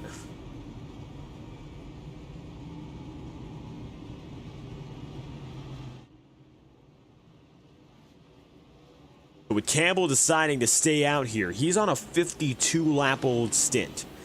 That set of tire has a little bit of wear on it. Mind you, the guys around him went for a 100-lap run and are now on new tire.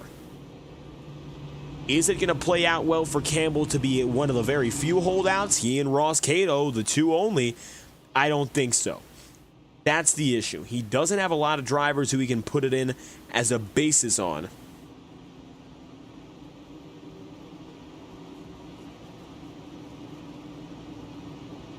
But with that said, these two are the anomalies.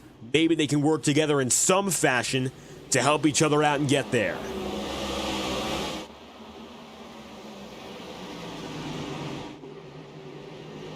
Three wide for this 10th restart. Nick Tarbuck able to surge, but not nearly enough. Ethan Lane gets the better on a 3-wide bottom maneuver to take second, already looking for the lead. Kyle Cooper, contact, caution, back of the field. That's your 11th. Slow it on down as Cooper and Eli Carr spin. And the yellow's out again. Cooper from 9th gets loose. Looked like he backed it down, but still got loose. And Eli Carr's hits in the back with Potter.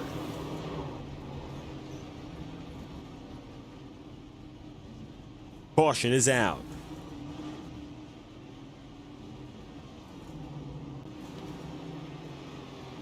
Yellow flag flying, 53 laps to go. And Nate Campbell holds down the fort.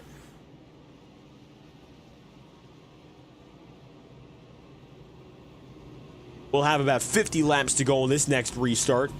Lane was able to jump up rapidly in a second.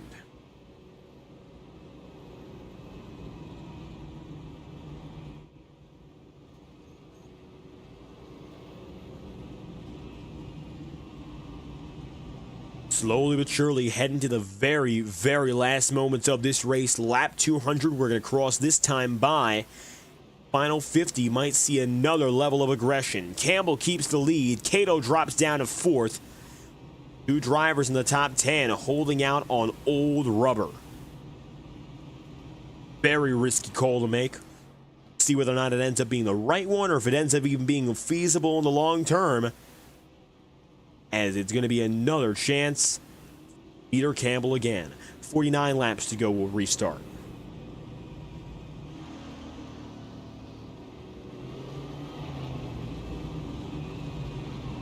.16 on the lead lap, back to Randy Fiash. He just headed down to pit road. Kyle Cooper's there as well. So, still on the track, 22 drivers. Cody Smith, your most recent retiree.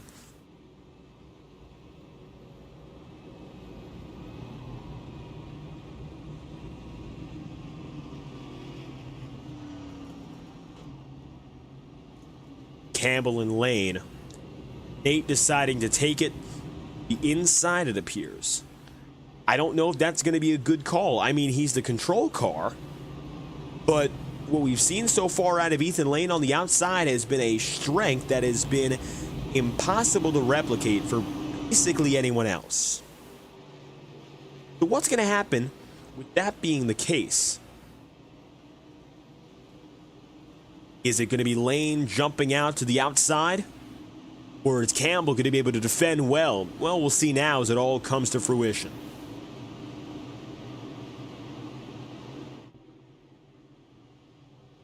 Double file, a green flag burst, and this time around, Campbell does get the better of Lane. Nick Tarbuck takes it side by side and fast with the number 6, door to door, back in business again.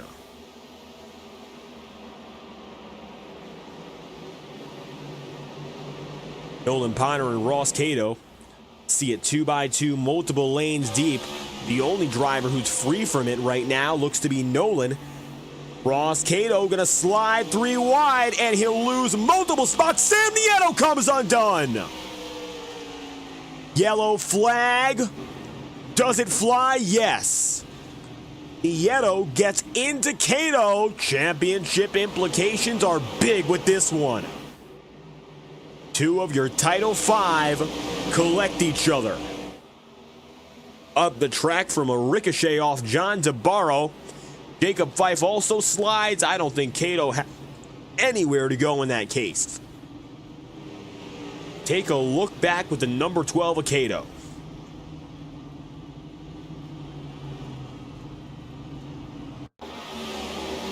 And this time we'll take it inside the cockpit for a view.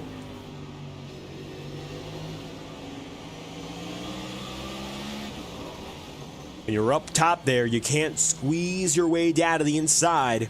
You're locked in. Cato, that's a horrible thing, as he ends up being really plowed up there. He'll head down to pit road as 204 laps in. Tarbuck and Campbell go first and second.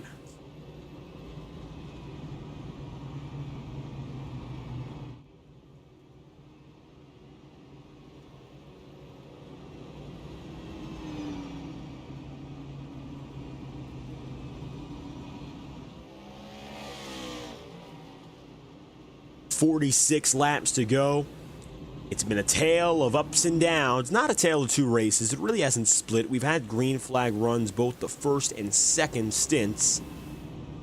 What happens now?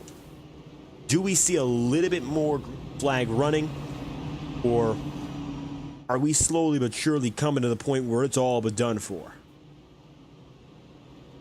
45 to go is not a lot of time under green nor under yellow.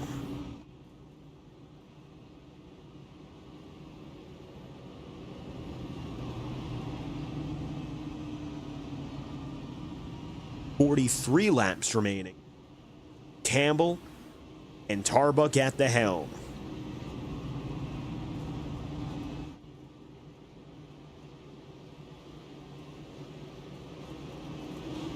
Nolan Potter has been silently great today, running in the second row off this restart. He has an opportunity to break into the podium, and he's been there in the mix. Top 5 for the better part of this second half. We'll see what happens now for the 34, of course. 3 championship contenders right ahead of him. Very, very hard when you have the best of the best ahead of you and they know the stakes are higher. Here we go again. Green flags out. Nick Tarbuck, he's got it made. He'll start in front, get the jump as your control car. Green flags out for restart 12.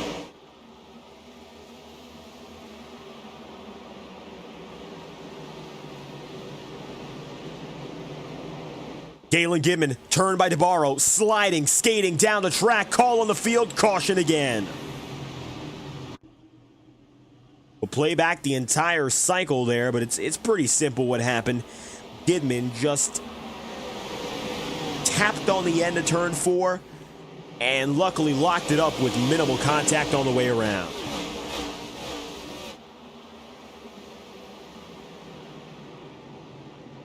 Upstairs, he hit Ward, got to the apron, and then got loose. Bobby Keith able to avoid as his Eli cars, and while everyone swerves away, field slows down again.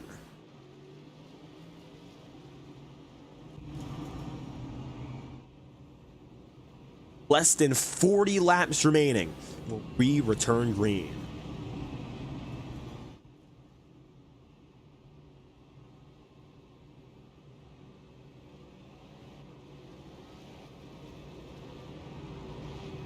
Little bit of time in between the racing action again for those of you who have tuned in, and if you'd like to join the fun race, no better place to go than iRacing.com. iRacing Motorsports Simulations has been leading virtual action for more than 17 years now, not just for stock car racing, but also for open wheel action, endurance racing of any category. There's no better place to go. So with that said, visit iRacing.com to learn more and register to get the ball rolling on your sim racing career today. We'll be right back after a message from iRacing with 40 laps remaining. It is Tarbuck versus Lane, the head-to-head matchup that may determine how the championship race goes down next week. Stay tuned. We'll return after this. Racing isn't easy, but experiencing it is. iRacing puts you in the driver's seat with the industry's leading sim racing game. Drive on laser scan replicas of the greatest racing circuits from around the world.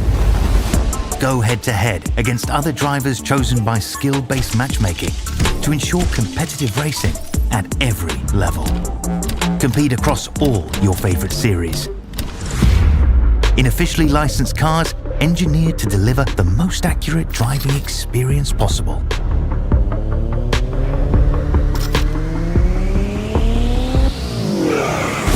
Join a race or host your own with players from across the globe. Race against the computer or in a league with friends. Green flag back out, 38 laps to go. Nick Tarbuck, Ethan Lane side by side with Potter for second, but Tarbuck again has control. Now with 13 cautions in the books, the last few laps have been riddled with stops and goes. Will they go again to finish the night out? Will we see a little bit more of those interruptions? Double file further back, but 2x2 hasn't hurt anyone yet. Tarbuck now watching is again the only driver he's got to concern himself with is the driver who's been hounding him since lap number 1. That's the man, the number 6 of Ethan Lane, and he's right there. Oh, big contact!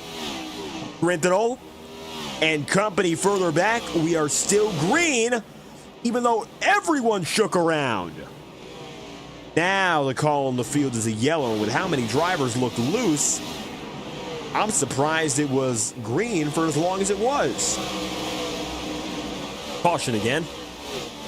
Watch this. Nicholas Ward got loose. Then contact with Shrintanol. And further back, everyone else slows down. You got Gidman, you got Gallagher, Campbell, and company who slowed for it. And another big incident involving many in the field. A caution flies.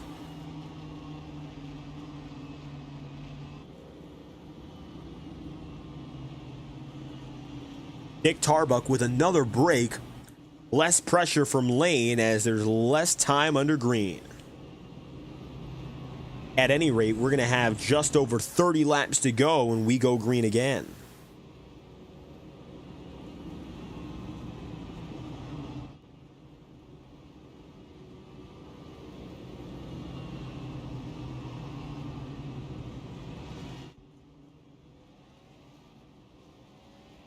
The outside goes Brock Potter, getting himself settled in. Take a lap back. Still not on the lead lap just yet, but with a few more cautions, he would be the first driver to re-enter the lead lap.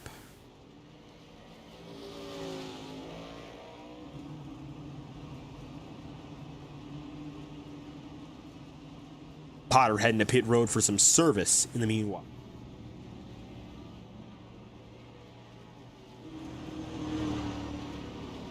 We'll restart with 31 laps remaining. Tarbuck, your control car. Ethan Lane beside him.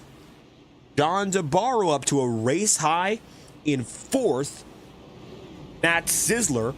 Don Stevenson can say the same, of course. They'll be right up there, running in 5th and 6th respectively, the best that they have both run in those places.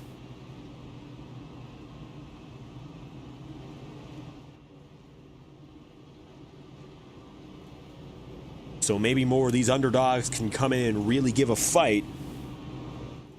But Tarbuck and Ethan Lane have not at all wavered in their performance tonight. While they've gone at each other a time or two, nobody else has been able to really get on their level.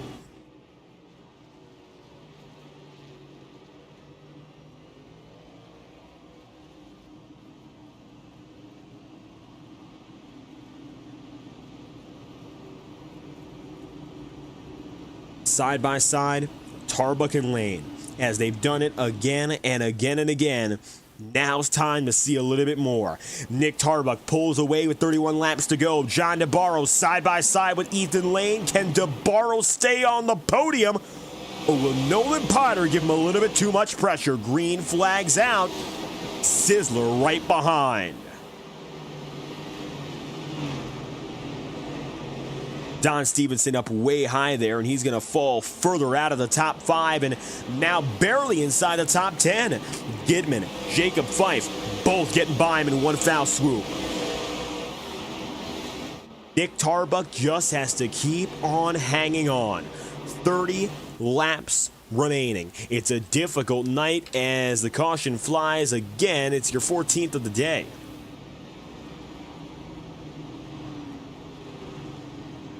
That will be Nicholas Ward in his second consecutive.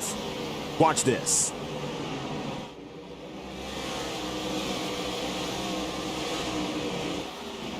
Ward had himself cut loose into 3, came up the track, and just like that falls right down to the apron. Caution's out again.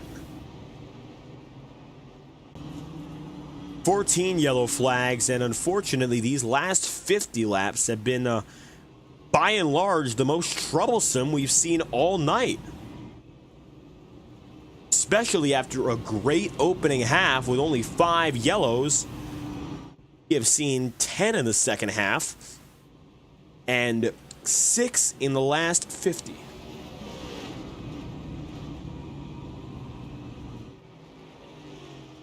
We'll send him green with just over 25 laps remaining.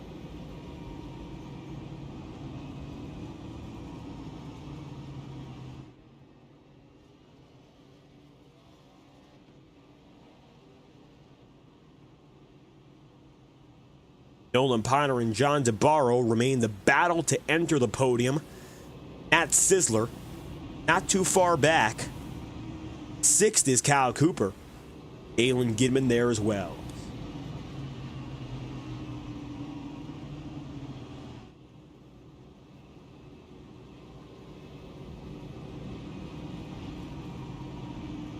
Randy Fiash is also running up in 10th.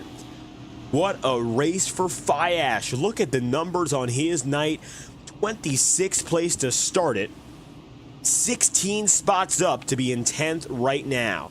24th up to 9th is Don Stevenson, who's also had a huge night when it comes to gains with 15. But Fiash, the underdog of underdogs in this series, is now just 1 away from the single digits. And perhaps he could take home his best career finish. Less time on the table with each passing caution. It's not unrealistic to say Fiash can hold on.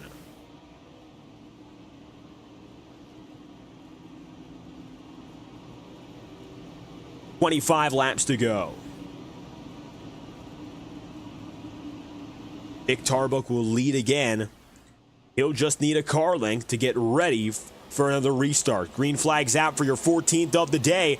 Potter to the outside. DeBarro down low, following Ethan Lane. Side by side for 3rd. 4 wide. 4 wide so briefly there for Schrintenel. Zach's able to get away. A little bit of smoke billowing. Nobody until it was. Oh, Schrintenel is involved with Kyle Cooper. Another caution. 15 yellows. Just as we thought we might have been able to get away there. Trouble strikes again. Here's another look at the caution. Tarbuck sets himself up well in those restarts, and that's all he needed to do. Zach was alone, then Cooper came down, contact, both slide around.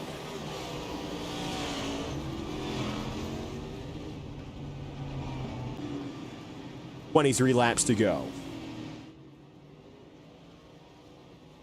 Nick Tarbuck, Ethan Lane, John Zabarro, Nolan Potter, and Matt Sizzler, the top 5. We will head back to green and give it an attempt for a crank it up to finish off the night. Whiplash Sim Cams has been bringing you the angles all night long, and while a lot of these angles have been brought to you in slow motion, it has all come through with the best in the business. And if you're a broadcaster or just a fan who would like to try out their stuff on iRacing, you can do so for absolutely free. Their camera packages are available. Some free trials are available at no cost of your own and no commitment needed on their Discord server. And better yet, if you like it, you can have it, and there's no need to license it. Once you buy it, it is yours. $5 per car and track package. Nothing better than Whiplash SimCams. And so, with that said, we'll go green with 20 laps to go. We're going to give you a crank it up to finish the job.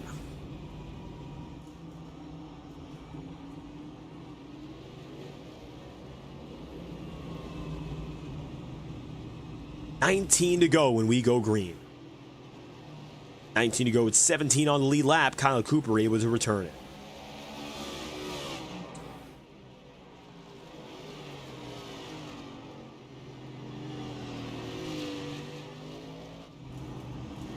Randy Fiash falling back to 16th, now crumpled up a little bit further. And unfortunately, as high as he was up there in the top 10, it looks like he is again falling back.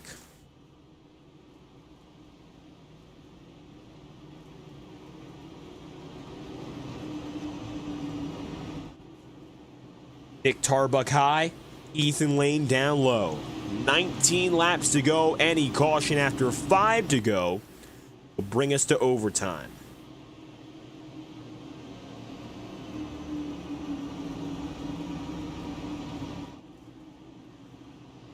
Cranking it up with our friends at Whiplash SimCams as the paperclip still has many a battle to give us. Green flag for your 14th, yellow flag, of course, of the night, giving us your 14th restart. Here we go again.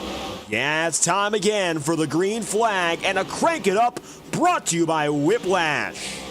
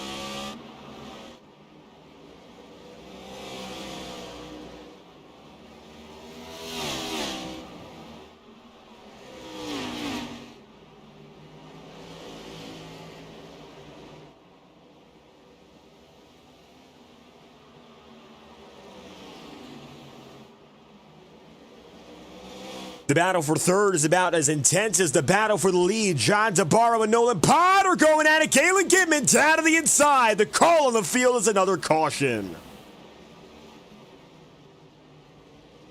Gidman, collateral in the third place fight. He goes sliding down.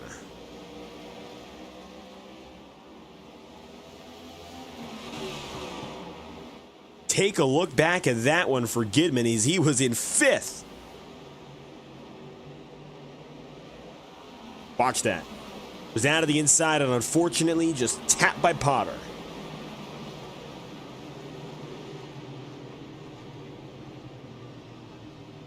Eleven laps to go. We'll have now just over 5 to finish this race.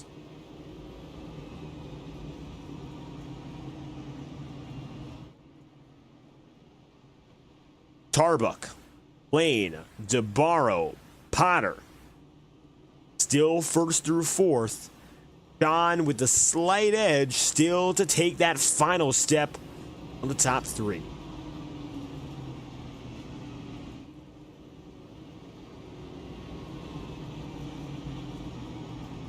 Ten laps to go. Ending the night out, of course. It'll be a very, very short stint. This is yellow flag, and apologies, we actually got it wrong last time. It was a 16th caution tonight that we're now out, as the 15th was our most recent. So, 16 yellow flags and 241 laps.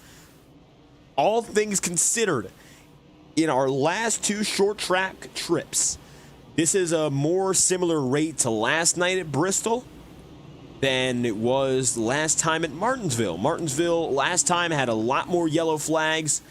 It actually still had more yellow flags in that previous race with about, give or take, 50 laps less. Actually, a little more than 50 laps less. 60 laps less. So, even still, we've had a cleaner race by the numbers. It's been absolutely difficult to consider the fact that a lot of these times we've had good runs that have been stopped.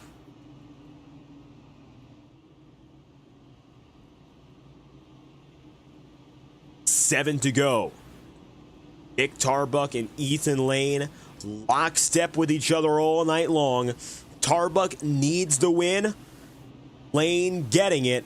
It will be his title to lose come next week.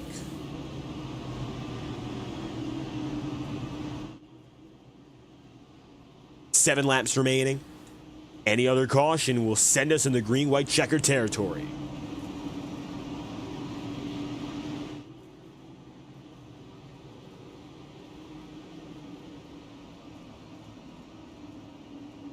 Tarbuck on the high side, not rubbed up there by Lane, but he'll give him little room off the line. Huge jump there by Tarbuck. 7 to go.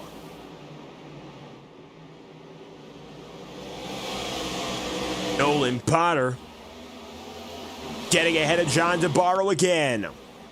Watch that mid-pack. The leaders are at the mercy of the field behind them. That's how it's been all night long, and to finish this race, it remains the same. Gidman to the inside on Josh Gallagher, side by side. Nearly contact. That could have been a bigger bump. Luckily, it wasn't. Coming to 5 to go. Tarbuck still keeping Lane at bay. Ethan looks like he's had the better car wound up on the long runs, honestly, in this battle, especially the last time we had a long stint where he slid and still got the lead back. But since Tarbuck just reclaimed it, it looks like he hasn't been able to get enough distance and time to pull it back together. 5 laps to go. Nothing yet. Coming out of 4. Tarbuck has expanded the gap to 3/10. Nolan Potter's keeping Sam Nieto at bay. Can Nieto join the podium and cut the championship gap for his sake if he really wants a chance to go out there and win the title next week? Getting by Potter is a must. For Nolan, it could be his career best finish. For Nieto, it would be his most important. 2 laps to go. Just a mile more to do it for Tarbuck or Ethan Lane. Ethan through 1 and 2. Tries to cut the gap down a little bit further. It's only about 0.3 of a second. Watch what happens now for this final lap. half a mile to do it.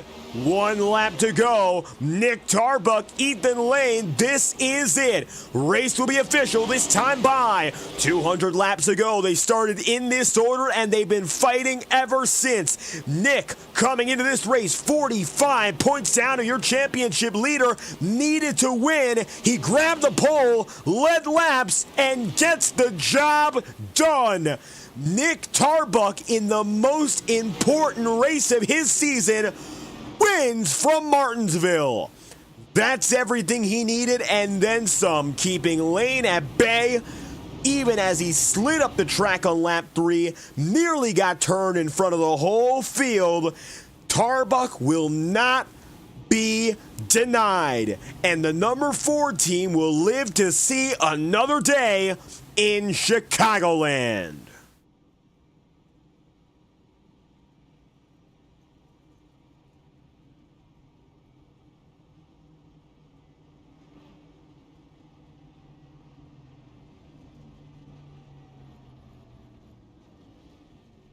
Now, after all those tight corners, it looks like a struggle to even start burning it down.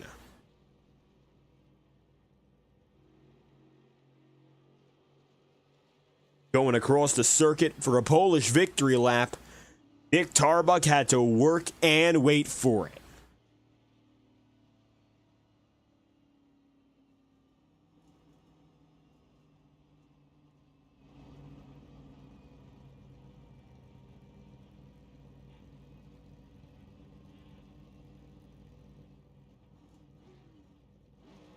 Coming back to the start-finish line, are we going to see some smoke?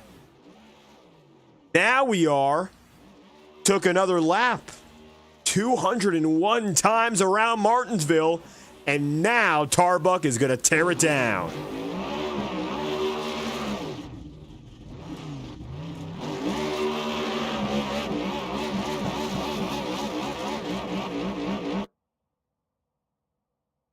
And a pretty quick end. Celebrations tonight. Nick Tarbuck grabs the race win in what was, of course, not only an exciting race, but a critical race for his season. 123. Okay, look at the numbers here, first off. Across your top 2 drivers, they led a total of 220 laps. That's the majority of the race by far. And Tarbuck led the most laps, meaning he'll grab the pole, most laps led, lap led bonus, and a win. That is a night to remember for the Tarbuck team. Nick will win it over Ethan Lane, who led 97 laps and was no slouch of his own in P2. Nolan Potter comes home in 3rd. Sam Nieto 4th. 5th is John Zabaro. 6th, Jacob Fife. Mad Sizzler is 7th. Zach Schrinthal goes 8th. Don Stevenson and Ross Cato round out the top 10. 11th place. Then from there, that's the driver of the number 14, Brock Potter, with Sean Kalis 12th, Galen Gidman 13th, Josh Gallagher 14th, Alex Kimpe 15th, and Kyle Cooper 16th. 17th is Nate Campbell, with Randy Fiash, Bobby Keith, and Eli Cars wrapping up the top 20. Nicholas Ward, Woody Mahan, Cody Smith, Casey Shue, Brian Yazik, Tom Wetmore, Jared Davis, and Brant McClendon wrap up your 28 driver field. And the man who started it on top is the man who finishes it with victory, and a critical win at that. There was no room for error for Nick Tarbuck coming into the day. It was basically win or go home for this team's championship chances. Not only is it a win, but the pole position and the most laps led all in one. Nick, this was the night you needed if you were going to see another opportunity next week. Dude, not to toot my own horn, but also fastest lap. Anyway, just saying, yeah, man, this is I don't even know how to describe this. This is like the perfect scenario to try to bounce back at all after last week. It almost makes last week's issue a little bit worse because of how close it would be of a battle for the championship now, but it still may be closer than I think. I don't know. But man, that was everything I had. Literally everything I had. Everything kind of laid itself out kind of perfectly there. Luckily, I know Ethan got caught up in a few incidents. which kind of slowed him up a little bit, but I just had to capitalize on every advantage I had. So, you know, I'm just glad that I was able to do that and keep it clean. And yeah, man, I mean, that's the perfect race. Just got to hope that I can repeat it next week and something happens and maybe we'll have a chance. Now, the most important thing is tonight was staying in there even with the troubles, and you faced trouble early. Lap 3, you were the cause for the first caution, getting that contact from lane and nearly sliding around. First off, how did you keep yourself together and stay in the fight even after that? Yeah, that was interesting. It depends, I guess, on your perspective. I guess I came down a little bit, but I was trying to run the low line because I didn't really have any confidence in keeping it high, so I was trying to keep the low line, but obviously I must have cut him off or something on entry, and, you know, it happens. Luckily, it was early enough. I got no damage, just locked him up and prayed that nobody else ran into me. You know how it goes at these places. So, yeah, I mean, once I did that, it was just a matter of actually learning, I guess, how the tires handle it in, you know, on a long run, which we did have a couple of those, which is pretty nice. And just luckily kind of fell upwards through like the wrecks and the pit strategy and being able to make some passes on people. You know, getting through lap traffic worked out well. So it was just a matter of staying focused from that point, you know, and just trying to make it to the end, not wrecked, because there's a lot of chances to get wrecked tonight. But yeah, man, it was not a great start, but we'll take it if that's how the finish comes. Now, by all accounts, this finish came a little bit different than how it started, even with you being part of the first caution. The first half was pretty streamlined. Yellow flags, as it was in the Ignite Series, that's what determined the end of the day. And with that being said, it just happens that the restarts are so important again and again and again. It looked like your car was pretty well equipped for those short runs. Yeah, that's something I think even Ethan noticed behind me is like on the short runs, I was able to get the rotation and get, you know, mid-quarter speed. But during the latter half of the run, I would just bake the right or the rear tires for some reason. I don't know why, what I was doing differently. Yeah, it's kind of like I would have preferred long runs because it's 11 o'clock right now and I'm tired. But I guess the short runs worked out in the end. I think if it was a longer run, I think Ethan probably would have ended up, you know, averaging out to be quicker and getting around me in some way, shape, or form. Because there was no, you know, if you're faster, you got to either move somebody or hope they make a mistake. So I guess the short runs worked out for me there, which is nice. Yeah, man, like I said, it's just a matter of capitalizing on all the advantages that fell my way. So I'm glad I was able to do that. Now, this was the race you needed, but it also puts the pressure on you, as you said. What's up next? It's going to be the most important night of the season, and you're not down and out, but of course now you got to match this. What's it going to take? It's Chicagoland. It's a mile and a half. Everyone brings their best out of the mile and a half. So with this race in mind, is there anything when it comes to preparation you could take to the next race, our finale, and maybe make it even more so? Yeah, maybe I'll actually get a few laps of practice in before the race session gets started. You know, it is important, but we've been in these one race championship fights, which this kind of is now for me. I mean, I don't know what all has to happen for me to even have a chance realistically because of the point deficit I was in, but trying to, you know, keep it positive, and there's always a chance that anything can happen, right? I mean, look at tonight. So I'm going to try and get some practice laps in, try to get a feel for how the track goes on a long run. I think that mile and a half, we're going to get some long runs. And really, the key is going to be staying clean because, I mean, like you said, I need every point possible. I need to get a fast lap. I need to get stage points and finish well to have a shot. So, you know, it's kind of fun to do this when you don't have anything on the line because then it's pure fun. But there's a certain level of, like, energy you get when you have, like, you know, the end of season championship on the line and you're kind of, like, crawling back out of a hole like an underdog type of thing. So maybe that energy will help me out. I don't know, but it's going to be an interesting race with how it all plays out. Just hope that I can keep the momentum up from this win and maybe repeat. One more chance, and with a race like this, the number 4 team is still in the fight. Nick Tarbuck, any final messages you'd like to send? The floor is yours. Yeah, man. Well, I want to thank you for broadcasting as always. Thanks to the admins for putting on a good race. Thanks to all the guys up in the lead pack there. That was pretty good racing we had all night. Thanks to everybody who tuned in, mom, dad, my wife, my brother potentially, the boys back home, and yeah, it's about it.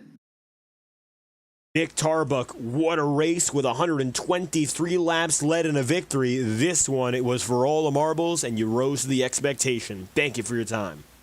Thanks, man. Have a good one. With Nick on the way, Ethan Lane again has a solid race, and that's about all he's going to need. Of course, I'm sure he would have loved to get that victory, but by all accounts, Lane is still going to find himself with a championship advantage moving out of Martinsville. Have himself, of course, laps led, second in qualifying, second in this race. It was a tight fight till the very end. I think the short runs were what hurt you most.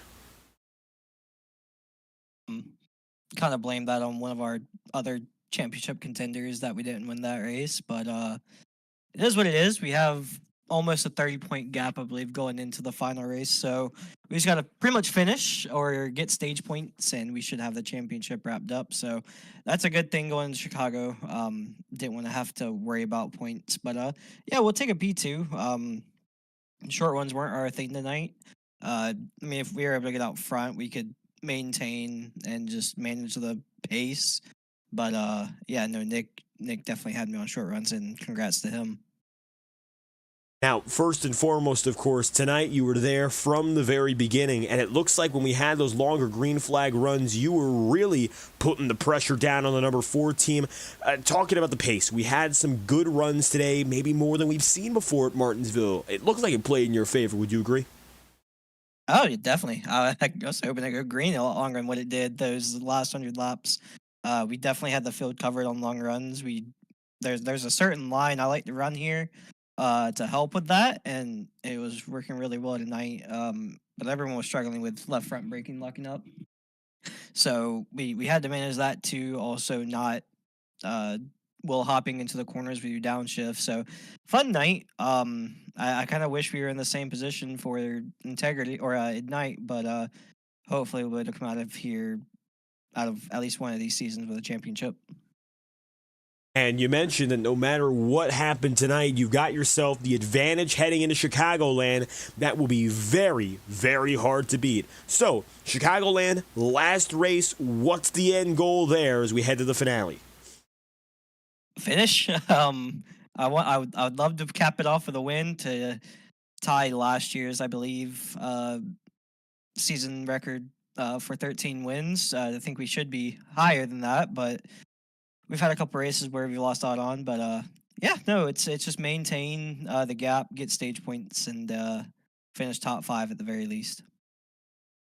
One more chance, and it could be, of course, perhaps another win. One step off tonight, and still a championship leader. Ethan Lane, any final comments you'd like to send out? Just, again, congrats to Nick. Tarbuck, he definitely had the short run pace tonight. I gave him a lot of pressure those last 10 laps. I had too much rotation compared to the whole race. I don't know where it came from, but yeah, good on him. Glad to see he finally got back into video lane. Thank you to you putting on these broadcasts every week. Look forward to one more race this season. And everyone over at Integrity. It was a fun race until I think there's last 50 laps, but it happens. It's Martinsville, so we'll move on and go enjoy the last race. Ethan Lane, one more to clinch a title, coming into the final race with a championship lead and a second place finish. Thank you for stopping by. Thank you. By all accounts, the podium was determined mostly by those top 2 guys. Of course, they had the big fight for 200 laps, but Nolan Potter was able to make it in, and the number 34 team excels in the late going. And Nolan, you've made your way up to the podium a little late in the season, but of course, better late than never for this 34 crew to get it done in Martinsville. Yeah, it was a good run tonight. Little different. Definitely didn't have the speed of Ethan or Nick or even Ward. Nick Ward also had a lot of speed tonight, and it was just interesting. And it seemed like they could get into the corner a little bit harder than I could without locking it up. If I felt like if I got to their point, I was locking it up and wheel hopping. But nope, good run tonight, and yeah, overall good time. Now, of course, today was an up and down day when it came to strategy, and you had to deal with it in the field as well. 22nd up to third, so you didn't have it easy dependent on qualifying, but you were still able to cut through the field. What was it like having to deal with the back of the field and the front? A lot of the guys around you didn't have to go through that. Yeah, honestly, it helped you learn the track a little bit more, where you could pass, where you couldn't pass, and obviously, as you work your way farther up front, guys with more pace, it was even harder and harder to pass. So, just really had to try and get that right front fender to their left rear, and kind of get that inside call, so they'll give you a little bit of room getting into the corner. But the high line worked pretty well here tonight, and some of the guys had it really, really figured out. So. Also, of course, what came with it was yellow flags and contact galore. You found yourself pretty close to a few of those incidents. What did you do? Was there anything in particular, anything specifically that helped you stay out of trouble? Oh, honestly, they either happened right behind me or far enough in front where I really didn't have too much going on. I know there's a couple times it happened right behind me. I thought I broke at my normal spot, but I think I was braking a little bit more or further back than a few guys, and they weren't used to it, and it caught a few guys up. But yeah, I mean, it's just Martinsville. It's a little bit beating and bumping, but I felt like we did a pretty good job as a league tonight. All things considered, bumpy at the end, but a strong race for the 34 team. One more to go, Nolan. What's the end goal in this season finale, of course, with your best run to date? Just behind. Well, I actually got to work next week, so tonight was it. So I finished on a high note, finished on the podium. So tonight was it for the season, but happy with my finish. So a perfect way to cap off a rookie campaign. Nolan Potter, 34 team, goes third for Martinsville for the last run of this cruise season. Any final comments you'd like to send out, Nolan? No, thank you to the admin. They run a good league here, and thank you for you. You put in a great broadcast. So, Nolan Potter ending the season on a high note. Thank you for your time, Nolan, and of course, thank you for stopping by this season and racing with us. All right, no problem. Hopefully, see you next season. Potter, third place on his last of the campaign. Ethan Lane is second to maintain his championship advantage.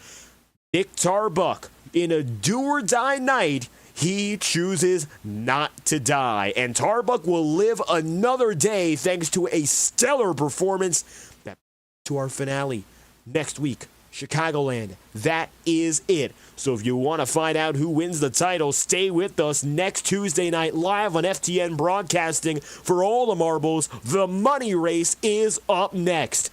Until then, thank you for tuning in live on FTN Broadcasting to coverage of the 29th race of the 2025 Integrity OCTANE Series season. I've been your host, David Croyds, commentating and producing. If you enjoyed, make sure to leave a like on the stream, subscribe to the channel. Your support is always greatly appreciated. Thank you for your continued support. Congratulations to Nick Tarbuck on, of course, the most important win of his season. He goes from 5th seed right into the running next week. 5 drivers, only one will come away a title winner. We'll find out who. Tuesday night, 9 p.m. Eastern, same time, same place. From FTN Broadcasting, we hope you have a fantastic night.